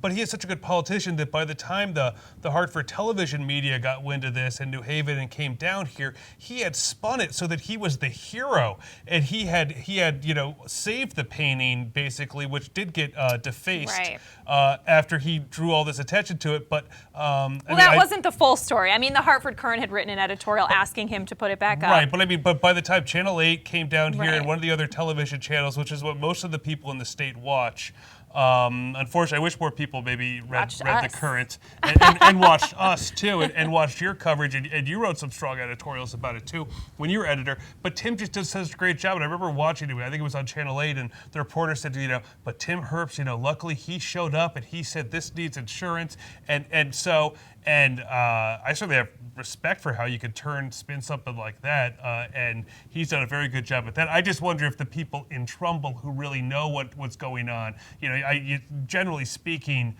in these small towns that we cover, the people in Hartford and New Haven don't necessarily know what's going on. They kind of just get the, Right. So it'll be interesting to see, because I do think Tim has much bigger political aspirations, and I do think he will run for larger office in the future. So it'll be interesting to see the response. As we said, he's a great campaigner. He's still done a lot of good in Trumbull, but we'll see what happens. We are seeing from Capitol Watch that Governor Malloy plans to issue a statement on the Bridgeport mayor's race after he speaks with Joe Ganim. Wow. So that'll be interesting. The governor had said that he'd be willing to, he would work with whoever was elected. We are ready to call another race. Great. And that is in New Canaan, AJ. If you could just add in New Canaan with one of the districts reporting, I think that's enough right now, one of the three, to say that Rob Malazzi has been reelected to a third term as first selectman.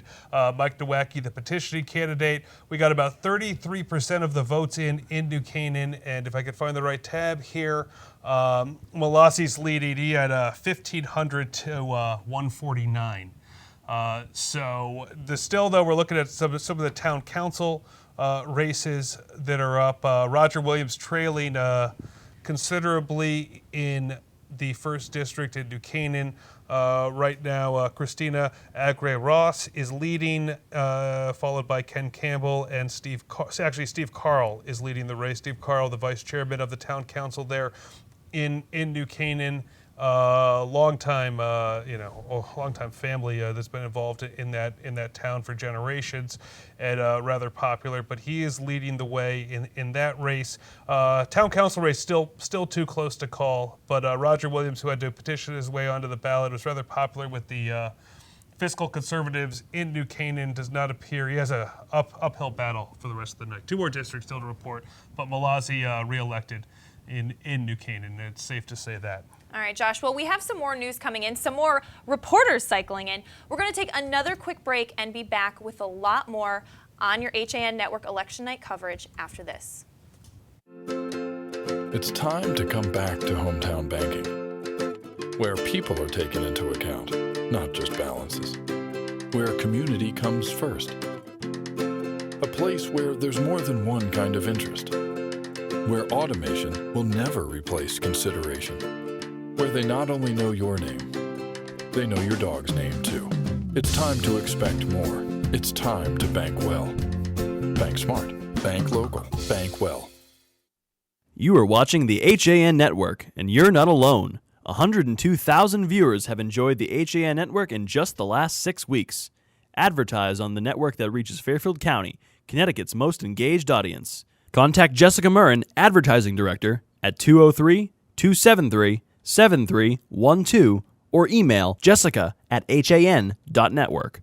The fall bite is heating up. Albies, bonita, blackfish, alligator blues, and stripers are following the large schools of bait in the Long Island Sound. This is the time to visit the New England coast, and the Dock Shop can get you outfitted with the latest fishing gear, jackets, hats, gloves, and fleece. Boater, beach bum, fishermen simply love the New England coast. This is a unique place to shop. The Dock Shop, now in 2 locations, 51 Tokenique Road, Darien, 609 Riverside Avenue, Westport, or on the web, dockshop.com.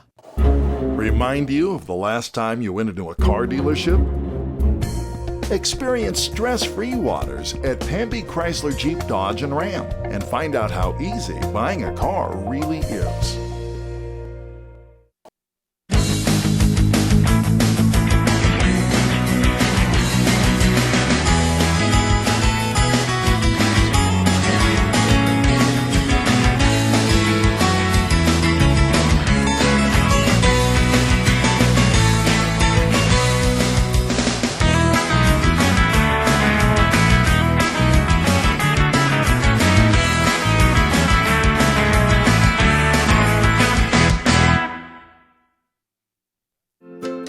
watching Connecticut Chooses 2015 on the HAN Network.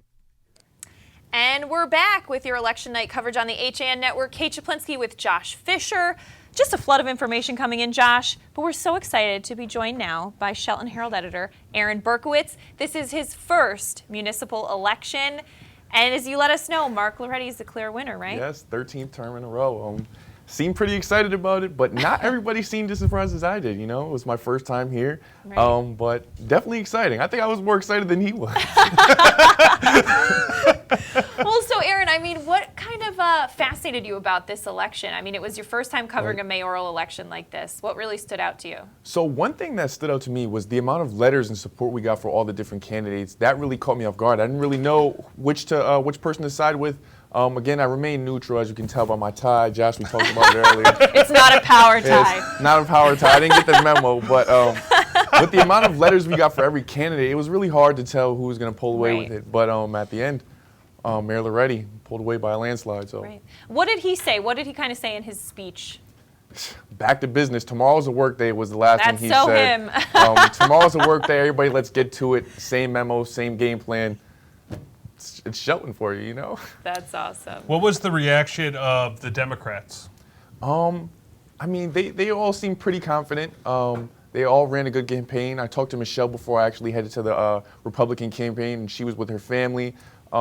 She seemed very, what's the word I'm looking for? She was ready to get back to work, too. She said win or lose, her motive is still to provide the best thing she can for Shelton. Well, listen, I give anyone in Shelton who wants to face off with Mayor Mark Loretti credit, because it's not easy, and it's more than likely going to be a losing election because he is very popular with voters. Yeah, he definitely has a lot of support. I was driving around today, and it seemed like the amount of signs over the from yesterday to today multiplied by 10, so that support's definitely there for him. That's something, too, you find with the very confident incumbents, too. They don't litter the streets with signs until, like, that last weekend or last day before the election when it's like, okay, I'm going to put them up.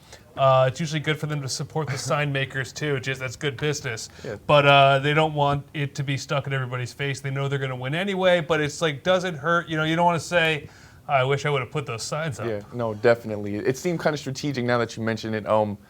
Like I said, they just popped up out of nowhere, but slid away with the win. Interesting. Did you get a chance to talk to Timothy Bristol at all? Now, he was... I didn't, actually. I didn't get a hold of him tonight, but he did finish in last place. I think he finished with 70-something votes. I'm not sure off the top of my head. And he was a writing candidate, right? Yeah. So 70-some-odd votes is it's not decent bad. for a writing And good candidate. for him for wanting to throw his hat in the race. Yeah, definitely. All right. Wow. Well, what are you going to work on now, Aaron? You got to go post some stories? Yes, I do, and I'm actually going to write up this election story for you guys. So. All right, cool. And you did give us a video of Mayor Mark Loretti's speech, and we're going to try to download that and get that going. AJ, I know that Donald Ang also sent us the victory speech of First Selectman Steve Vavrick, who won re-election. Are we able to run that? No, we are not able to run that, AJ's Don like a Ang. madman over there. He's doing a million things at once and doing a great job at it, too. All right. Well, Aaron, thanks so much. I know you have a lot to get going. What else are you checking out right now, Josh? Well, I don't even know, Kate, what I'm checking out right now. I was told by someone to put my phone down. It's just, when I have my phone up, it's like I'm actually, we're communicating with people. We're not, taking selfies. At least one of us up here isn't taking any selfies today. But it's fun to watch the reaction right now on Twitter about Joe Ganem's comeback, as the Christopher Keating's tweet just says Ganem's comeback from federal prison to City Hall. Christopher Keating, the fine political reporter from the Hartford Courant, it's someone else asking, is John Rowland next? Of course, John Rowland, back in prison, but has some results coming in. And John was going to send me some Stratford stuff, but we're having a little communication issue going on. But we do have the council race counts. District 1, DePonte with 844, beating Barnaby with 646. District 2, Dumas with 562. Sherman with 389. And George Mulligan, the well-known letter writer to the Stratford Star, pulled in a mere 35 votes. So, he was running big. He even actually sponsored and created his own it's like a Ronald Reagan style debate that he was, but still was unable to pull it out there. Do we have anything else from Trumbull coming in, Kate? Just looking now. Nothing yet. As we said, we're still sitting tight. It looks like Tim Herbst has won re-election, but there's still some absentee ballots that need to be counted. And as Steve Coulter said, he was on the phone with us just a minute ago, things are a little tense there at Marissa's Ristorante in Trumbull. It's not as clear a victory as they had 2 years ago. So we'll see what happens. Yeah, this is interesting. The Day up at New London is reporting that Democratic incumbent First Selectman George Krause up in Stonington just made his concession speech at Town Hall, and you know who he's being replaced by? Rob Simmons, the former congressman from Connecticut, a Republican who was a selectman in town, and he beat Krause for the top job up there in northern Connecticut in Stonington. So that's kind of interesting. A different kind of comeback. Yeah, very Not one interesting. from federal prison. Very interesting. Well, Josh. Kate. Who can we say is a clear winner? I'm sorry, our ongoing joke tonight. Who won Ridgefield tonight? Wait, can we put up that graphic, AJ? I can't remember who won Ridgefield. Oh. It was close. He's it was getting close. It. Oh, it's Rudy Marconi. Rudy Marconi. Congratulations to Rudy Marconi. The Democrat and longtime first selectman. The Mark Loretti of Ridgefield. Yes. Although no one even wants to challenge Rudy. I do have to say, kind of a funny discussion I had with Tim Herbst a couple years ago after he easily won re-election. In his chats with Mark Loretti, he's a little bitter that Mark Loretti does not have to campaign as hard. Tim gets out there and he's knocking on doors and shaking hands.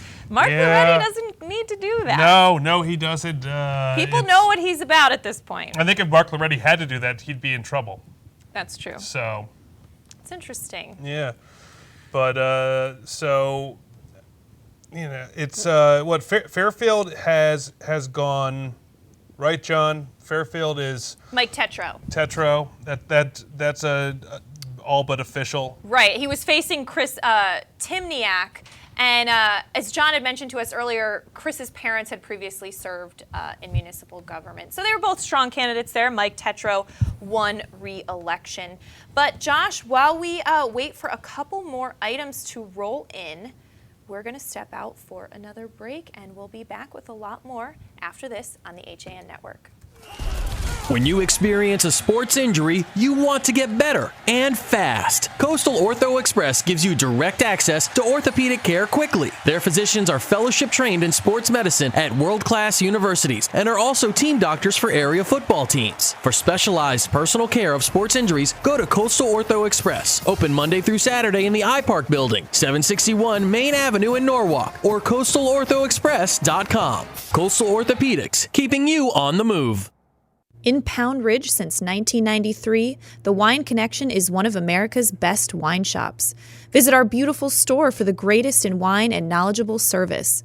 With wonderful values from around the world to collectibles for your cellar, we are your one-stop source. Visit our online shop at wineconn.com and make sure to sign up for email updates. With great offers, new arrivals, and special events, don't miss all the action at the Wine Connection, including tastings every weekend. The Wine Connection, located at 32 Westchester Avenue, Pound Ridge, New York. While the temperatures are cooling down, the fall bite is heating up. Albies, bonita, blackfish, alligator blues, and stripers are following the large schools of bait that are abundant in the Long Island Sound. If you love the New England coast during autumn, this is the time to be on the water. The latest from Shimano, Quantum, Avet, Hoagie, Phase 2 and more are in stock and ready to go at the dock shop. And don't mind those fall breezes with jackets, hats, gloves, and fleece from Grundens and Stormer. The dock shop will keep you warm and dry. Boater, beach bum, fisherman, or simply love the New England coast, this is a unique place to shop. The Dock Shop, now in 2 locations, 51 Tokenique Road, Darien, 609 Riverside Avenue, Westport, or on the web, dockshop.com. Back to school means back to busy, and Stewart's Market can save you precious time by stocking all of your favorite essentials under one roof. For a healthy start to school, we have all the ingredients. Walter Stewart's, your family-owned fresh local market, 229 Elm Street and at stewartsmarket.com. Tired of all the bull? relax, and enjoy the experience of buying a car at Pamby Chrysler Jeep Dodge and Ram. No bull allowed. It's time to come back to hometown banking, where people are taken into account, not just balances, where community comes first, a place where there's more than one kind of interest, where automation will never replace consideration, where they not only know your name, they know your dog's name too. It's time to expect more. It's time to bank well. Bank smart. Bank local. Bank well. You are watching the HAN Network, and you're not alone. 102,000 viewers have enjoyed the HAN Network in just the last 6 weeks. Advertise on the network that reaches Fairfield County, Connecticut's most engaged audience. Contact Jessica Murrin, Advertising Director, at 203-273-7312 or email jessica@han.network. You're watching Connecticut Chooses 2015 on the HAN Network. And we're back here on the HAN Network live election coverage. It's election night 2015. We're covering the municipal elections across Southwestern Connecticut, along with Kate Czaplinski. I'm Josh Fisher. And Kate, some more stuff starting to roll in. We are nearing the end of our second hour of live coverage here. How'd that wastewater treatment plant vote go in Stratford? This was the big issue in Stratford this year. The final Stratford referendum numbers about the sale of that, 7,823 Stratford voters said no to the sale of the sewer plant.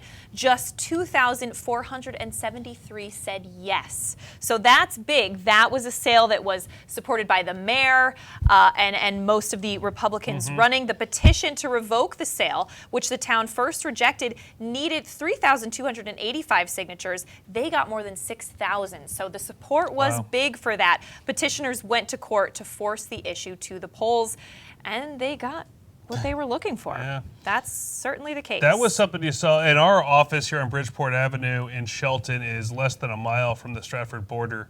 And when you drive through Stratford, where you live, Kate, I mean, there were no signs all over the place. That was the big signs that you saw. At least I saw when I was in Stratford. And I saw a pretty good mix of yes and no signs. But as John Kovach mentioned, that sale was supported even by the Chamber of Commerce in town. So there's a lot of support for that, and Stratford voters did not like it. We also have a new video straight from Trumbull Republican headquarters that Steve Coulter sent us. It's RTC Chairman Paul Lavoie letting people know it might be a long night. AJ?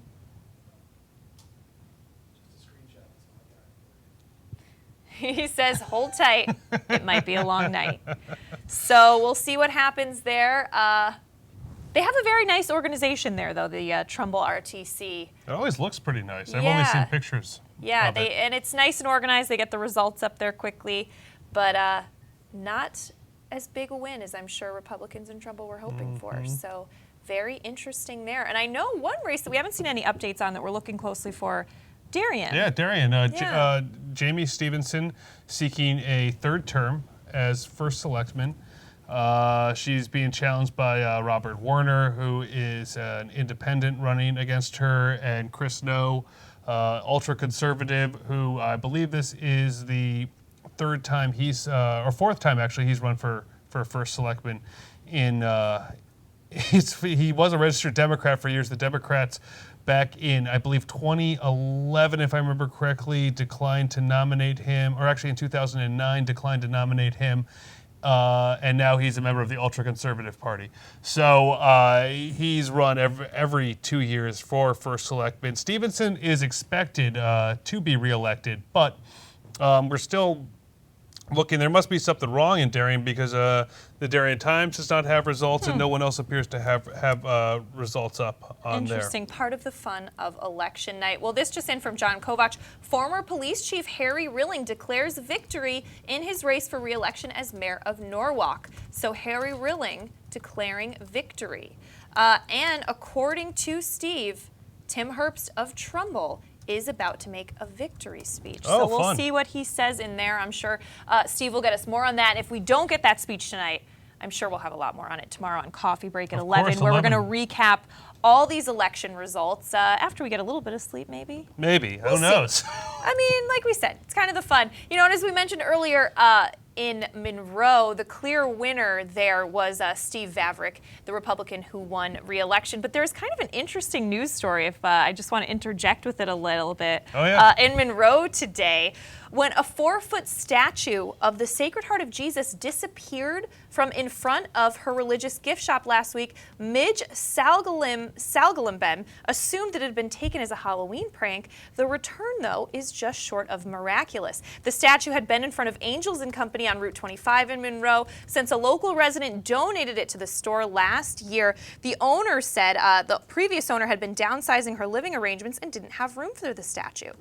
Until last week, a friend and customer called on Wednesday morning to report the statue was missing. According to the owner, she was on her way back from church, and she always looks over at the front of the store when she drives by and saw that the statue was missing. 4 days later, the same customer called to announce Jesus' return. And what's interesting about this, Josh, is the thief who took the statue actually repaired it and repainted it.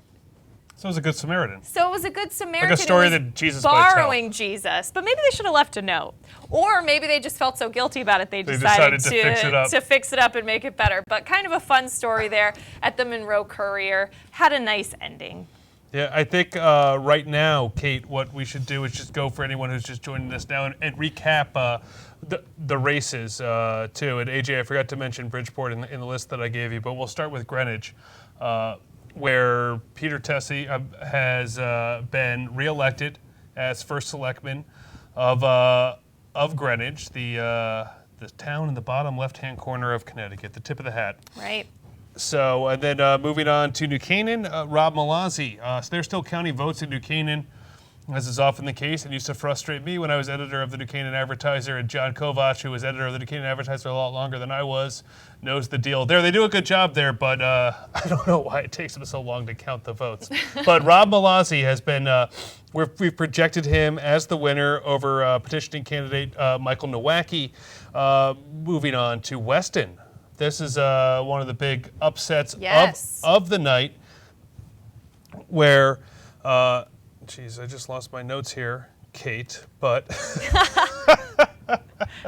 and I was waiting for the graphic to pop up there, but Gail Weinstein, the two or three-term incumbent Democrat in Weston, was beat by Nina Daniel, the Republican. But we have, sorry, that graphic's incorrect. Despite the Dewey beats Truman, Nina Daniel actually won. That's okay. Yes. AJ's been juggling a lot of graphics. Nina Daniel is the winner in Weston. That was the big upset. Yes, because AJ was there. expecting. He had money on Gail Weinstein. And we should say that Patty Gay of the Weston Forum endorsed Nina Daniel. So interesting there.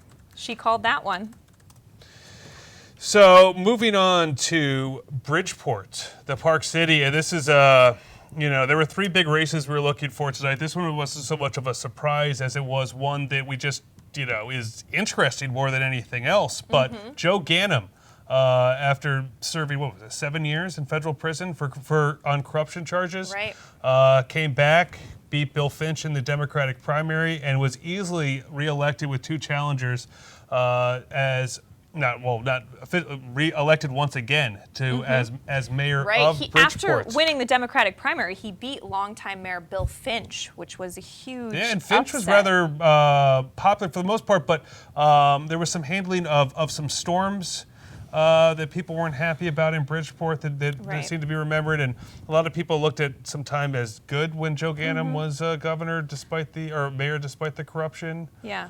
I think maybe some people in Bridgeport started to think Bill Finch was too much on the political inside of the, and you know what, too much. So interesting there. He was a state senator. And he was a big supporter of Governor Malloy. Yes. So that's another interesting piece of that. He was one of the more unpopular human beings in all of Connecticut. He has below 40% approval rating in the state. I'm using statistics, Kate. I'm not using my opinion. Oh, I know you are. Though you are a great columnist when you share your opinion. I haven't done that in a long time. But what other races are we calling right now, So Josh? in Reading, Julia Pemberton was facing, a Republican challenge there. She was seeking her second term as first selectman. Ms. Pemberton has been reelected. She was former school board chairman for the Region 9 school board that involves Easton and Reading, that just oversees Joe Barlow High School, which the two towns share. Interestingly, their lower schools, each town's middle school and elementary school, have their own school boards too. So there's between the two towns, there's 21 school board members, if you ever want to be frightened a little bit. In Wilton, where we had Bill Brennan was not running for first selectman for the first time in about a decade. We had a... Oh, we have a phone call. Oh, we have a phone call. But Lynn Vanderslice beat Deborah McFadden for first selectman. And now let's go to the phone. Who do we have on the line with us? This would be Jill Dion with the Milford Mirror. Jill Dion, thanks so much for calling us, Jill. Hello, Kate. And we're getting another call coming in, but we're going to talk to Jill. Things are just wrapping up here in Milford. Well, we don't have the official numbers yet because they still have the absentee ballots.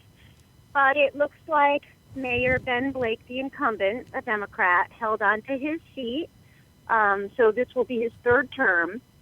And our current city clerk, Joanne Rorig, a Republican, also won re-election. And then we had some changes in, like, Board of Aldermen and Board of Ed, a couple of changes there. But from what I understand, the Democrats held on to their majority in most of the boards. Now, Jill, this is interesting. Was this at all a close race between Ben Blake and his Republican challenger, or did you kind of feel like, Blake was a shoo-in? I never feel like anybody's a shoo-in. Right. A lot of people did feel that he was. I thought that there were some issues that might give Paula, a chance. And at the last minute, we did have a bit of an issue that arose, which may have had some impact. There was a late-breaking story yesterday about Paula Smith being on the list of top state tax delinquents. Wow. And well, the Republican Town Committee chairman said that probably didn't sway too many people. There may have been some who would have voted for her otherwise. But overall, I think from the numbers that we saw, that Ben Blake probably would have taken it regardless. Jill, what were some of the top issues on the minds of voters in Milford this year? I would say taxes, affordable housing developments, because Milford has seen a number of affordable housing developments in small areas, and schools. Schools are always one of the top issues, and this year we had some discussions about busing and the distances that students had to walk, so that was an issue. And I would say those were your top three issues in Milford. How was the turnout? I really don't know turnout numbers. I know that when we checked at about 3 o'clock, it was at about 19%. And I haven't checked those numbers again, but I will be checking them shortly. Great. All right. Well, Jill, thanks so much for giving us a call. I know it's a busy night, and we'll look for more coverage at milfordmirror.com. Okay, thanks, guys. All right, Jill. thanks so much, Jill. All right. Oh, I'm the winner. Thanks so much, AJ. I do think that I'm rocking this way more than Josh is. Come on, AJ. He couldn't help himself. Well, we are expecting a call soon from Melvin Mason of the Stratford Star. We're excited to talk to him. As we mentioned, there's been some big political changes. We might even hear from the Stratford Democratic Town Chairman Len Petroselli. We'll see what happens. That'll be exciting, Josh. And we know from Steve Coulter that Tim Herbst was making a speech. So we're going to be hearing more about that soon. But do we have someone on the phone, guys? Yes. Right. Who's joining us? Hi, this is Melvin Mason, editor of the Stratford Star.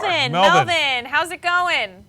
All right, hello, good evening. Josh, Kate, how you doing? All right, we're doing well. So it looks like a big night in Stratford. The WPCA, the wastewater treatment plant vote went down. Tell us about it, Melvin. Yeah, I mean, I had a feeling it was probably going to lose in the first place, but it got smacked down. I mean, you want to talk about, over 7,000 votes against to only about 2,400 before. It was just a huge surge, and in the polling places I visited today, that was the big issue of the night. That everyone said, "Hey, listen, this is the reason why this is the reason why we're here, and why why we had to vote this down." Wow. And it looks also like the Democrats have taken over the town council. As a matter of fact, yeah. So now, as a matter of fact, every single incumbent that was running is now out. Ken Poisson lost his race in the 6th district to Philip Young, and then now the Democrats actually now have 6 members on the town council now, compared to 4 Republicans, and 2 of those Republicans were noted opponents of the WPCA plant sale as well too. And it was just an astounding night for the Democrats, and I got a chance to talk briefly to Lynn Petrocelli, the Democratic Committee chairman, and he just basically said it's a great night for us, and the door will be open to talk with Mayor Harkins, who is a Republican, to basically try and work with the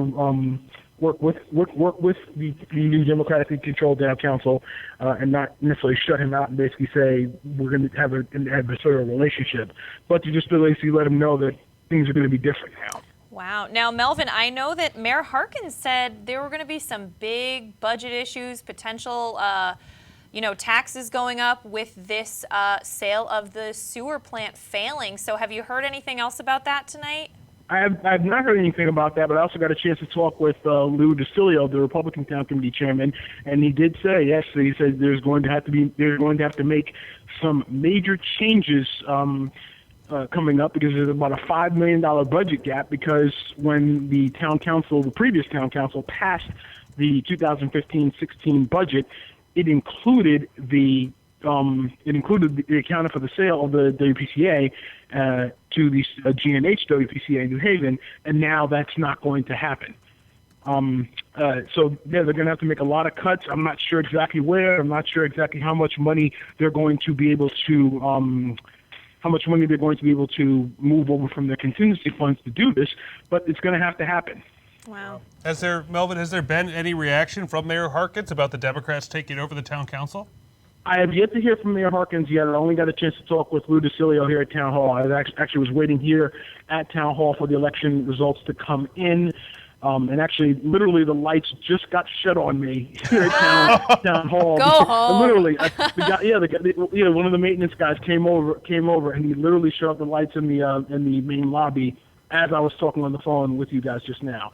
But I expect to hear from Mayor Harkins. I'll probably send him an email or even visit him, assuming he's still over at Paradise Green with the rest of the Republicans. I've heard those parties are now breaking up, and I imagine the Republicans are probably not in the happiest of moods right now. I'm sure there is not any celebrating happening among Republicans in Stratford now.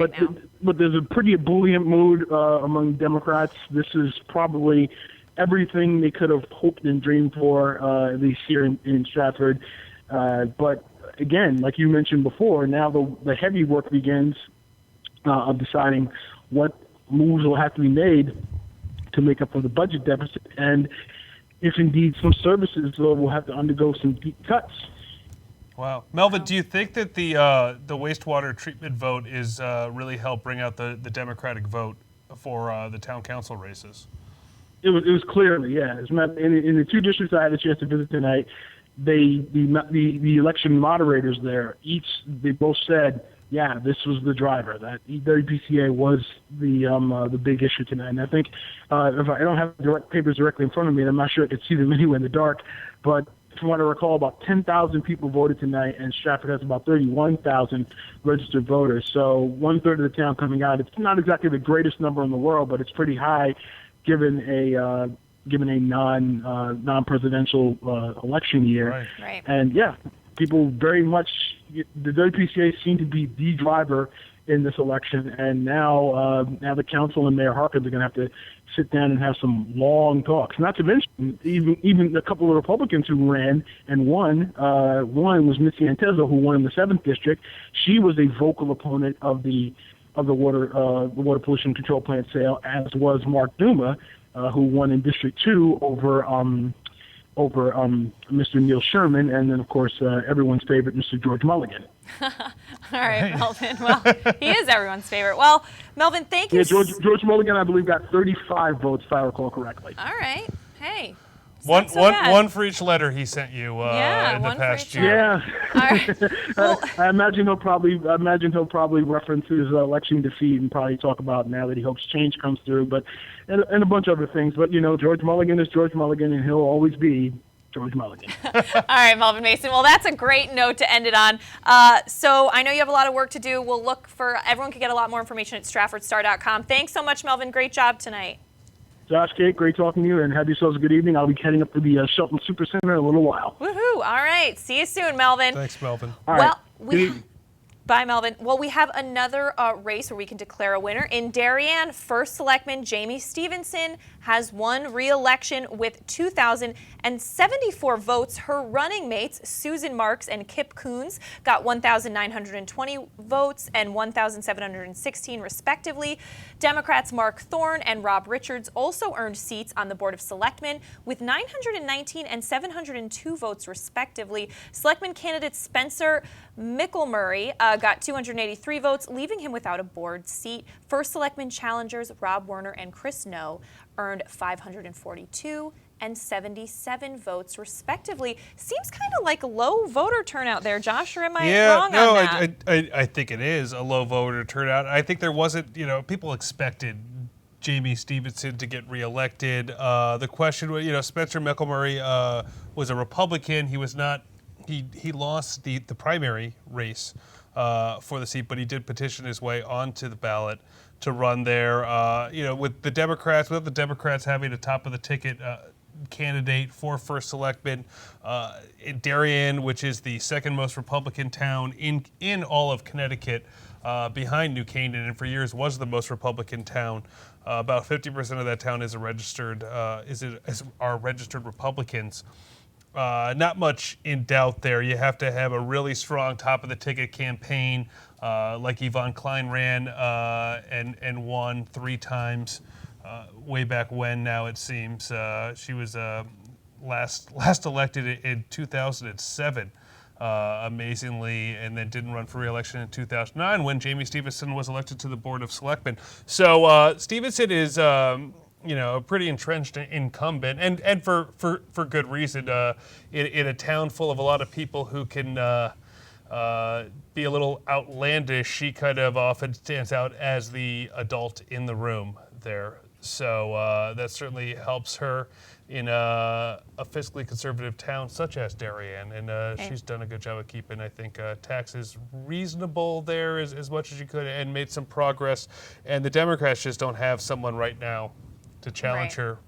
So not a big surprise. Right. Well, we should also mention that according to Steve Coulter, Herbst has made a victory speech of sorts. He said, we're going into OT and we're going to win in OT, and that's on the absentee ballots that haven't yet been counted. He is the likely winner, but the really interesting race in Trumbull now is for town treasurer incumbent John Ponzio.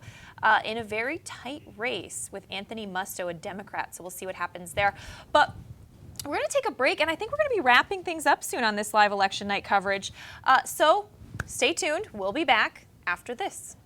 It's time to come back to hometown banking, where people are taken into account, not just balances, where community comes first, a place where there's more than one kind of interest, where automation will never replace consideration, where they not only know your name, they know your dog's name too. It's time to expect more. It's time to bank well. Bank smart. Bank local. Bank well. You are watching the HAN Network, and you're not alone. 102,000 viewers have enjoyed the HAN Network in just the last 6 weeks. Advertise on the network that reaches Fairfield County, Connecticut's most engaged audience. Contact Jessica Murrin, Advertising Director, at 203-273-7312 or email jessica@han.network. The fall bite is heating up. Albies, bonita, blackfish, alligator blues, and stripers are following the large schools of bait in the Long Island Sound. This is the time to visit the New England coast, and the Dock Shop can get you outfitted with the latest fishing gear, jackets, hats, gloves, and fleece. Boater, beach bum, fishermen simply love the New England coast. This is a unique place to shop. The Dock Shop, now in 2 locations, 51 Tokenique Road, Darien, 609 Riverside Avenue, Westport, or on the web, dockshop.com. Remind you of the last time you went into a car dealership? Experience stress-free waters at Pamby Chrysler Jeep Dodge and Ram and find out how easy buying a car really is.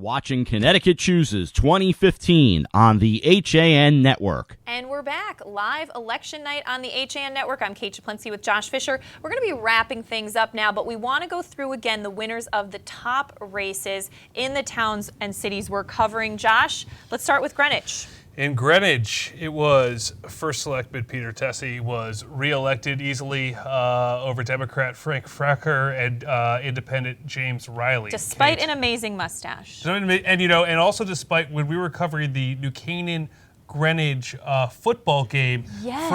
Farraker and the Democrats had an actual, I should have sent AJ the picture of this, a plane with a banner on the back of it. Flew over Cardinal Stadium. It was like we're in the 50s or something like that. And they're like, I liked it. I wonder how much that cost. It's like the Democrats didn't have a Twitter account, so they rented a plane.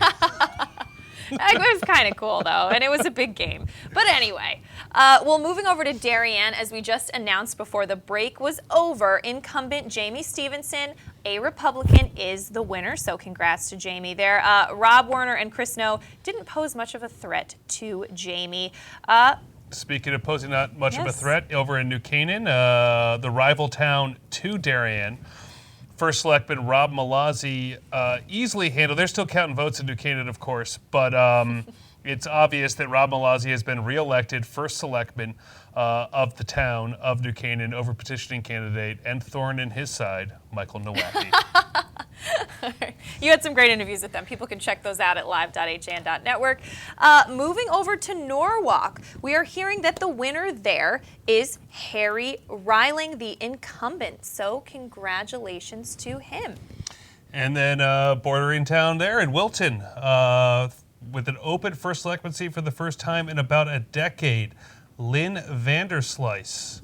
What a great name. It is a great name. Beat Deborah McFadden to become the new First Selectman of the town of Wilton. And in Reading, Julia Pemberton, the incumbent, has won re-election there. She is a Democrat, and she easily won back her seat. Yeah, and one of the uncontested races that we were not following today, Mark Boughton.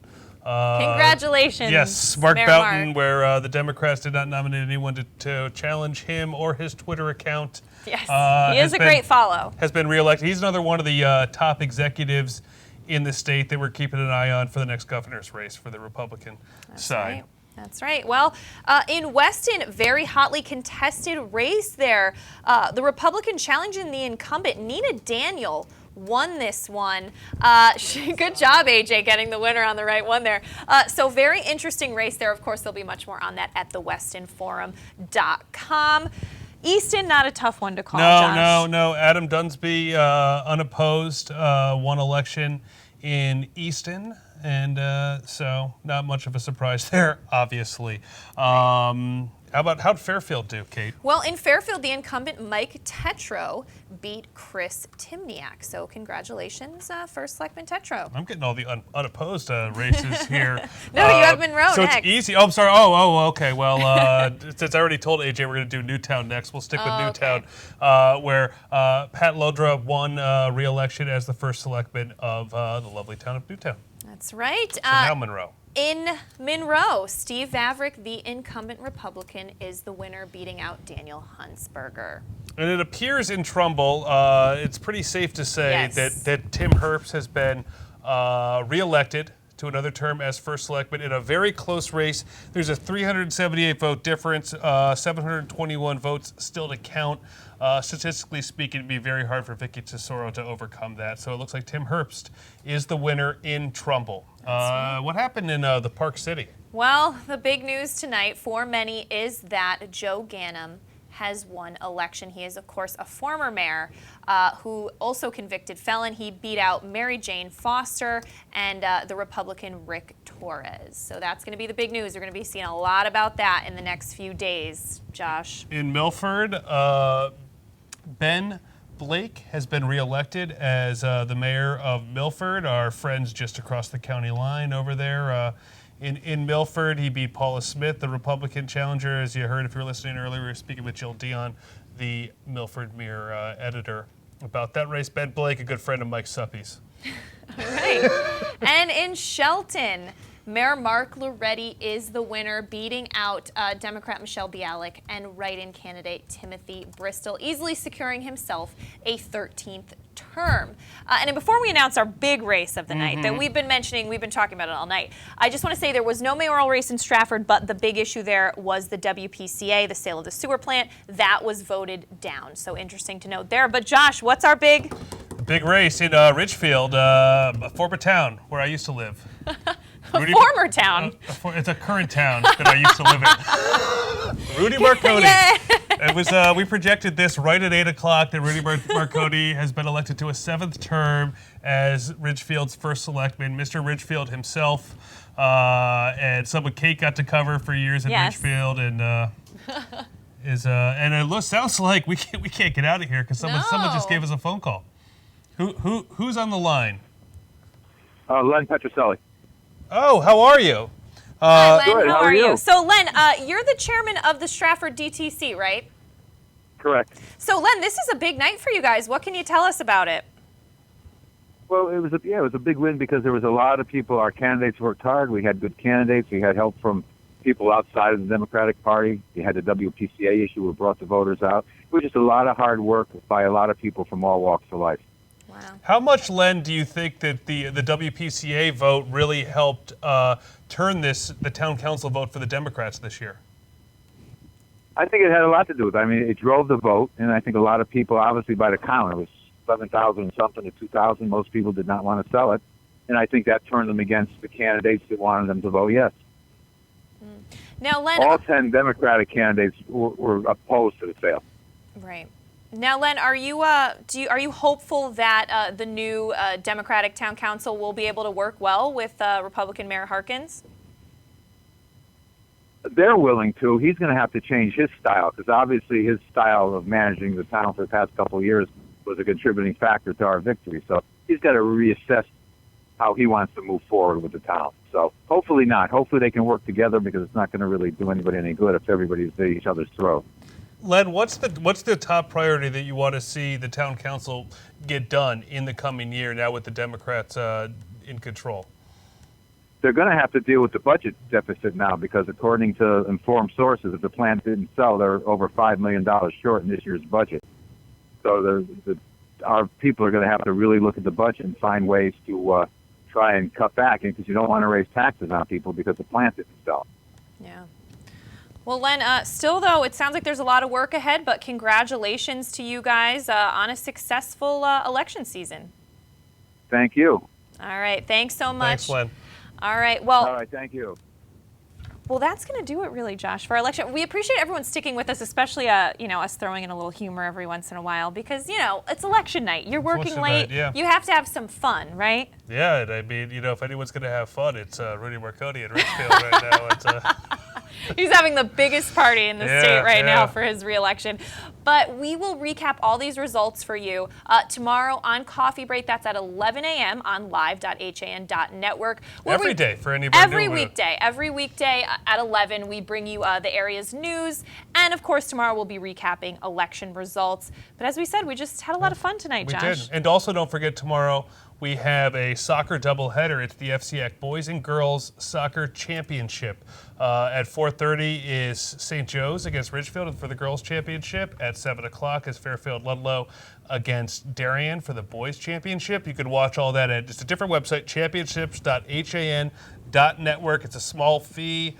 Some of that money goes to the FCAC, and we've watched some exciting soccer, and the championships continue all the way through Saturday, and then we start up again in a couple weeks with the football championship. So maybe we'll have some more people with us, but it's been great. AJ and Simodowski, our director tonight, and John Kobosh, our editorial director. We couldn't have done it without them, and of course we couldn't have done it without all the great reporters and editors we have here at the HAN Network who've been all over Southwestern Connecticut feeding us information. We got to talk to some of them, but we couldn't have reported all this news without all of them. Right, and if you want to get your local election results, definitely go to your HAN community newspaper site and for more. You can find links to all that at live.han.network. All right, well, have a good night, everyone, and get some sleep.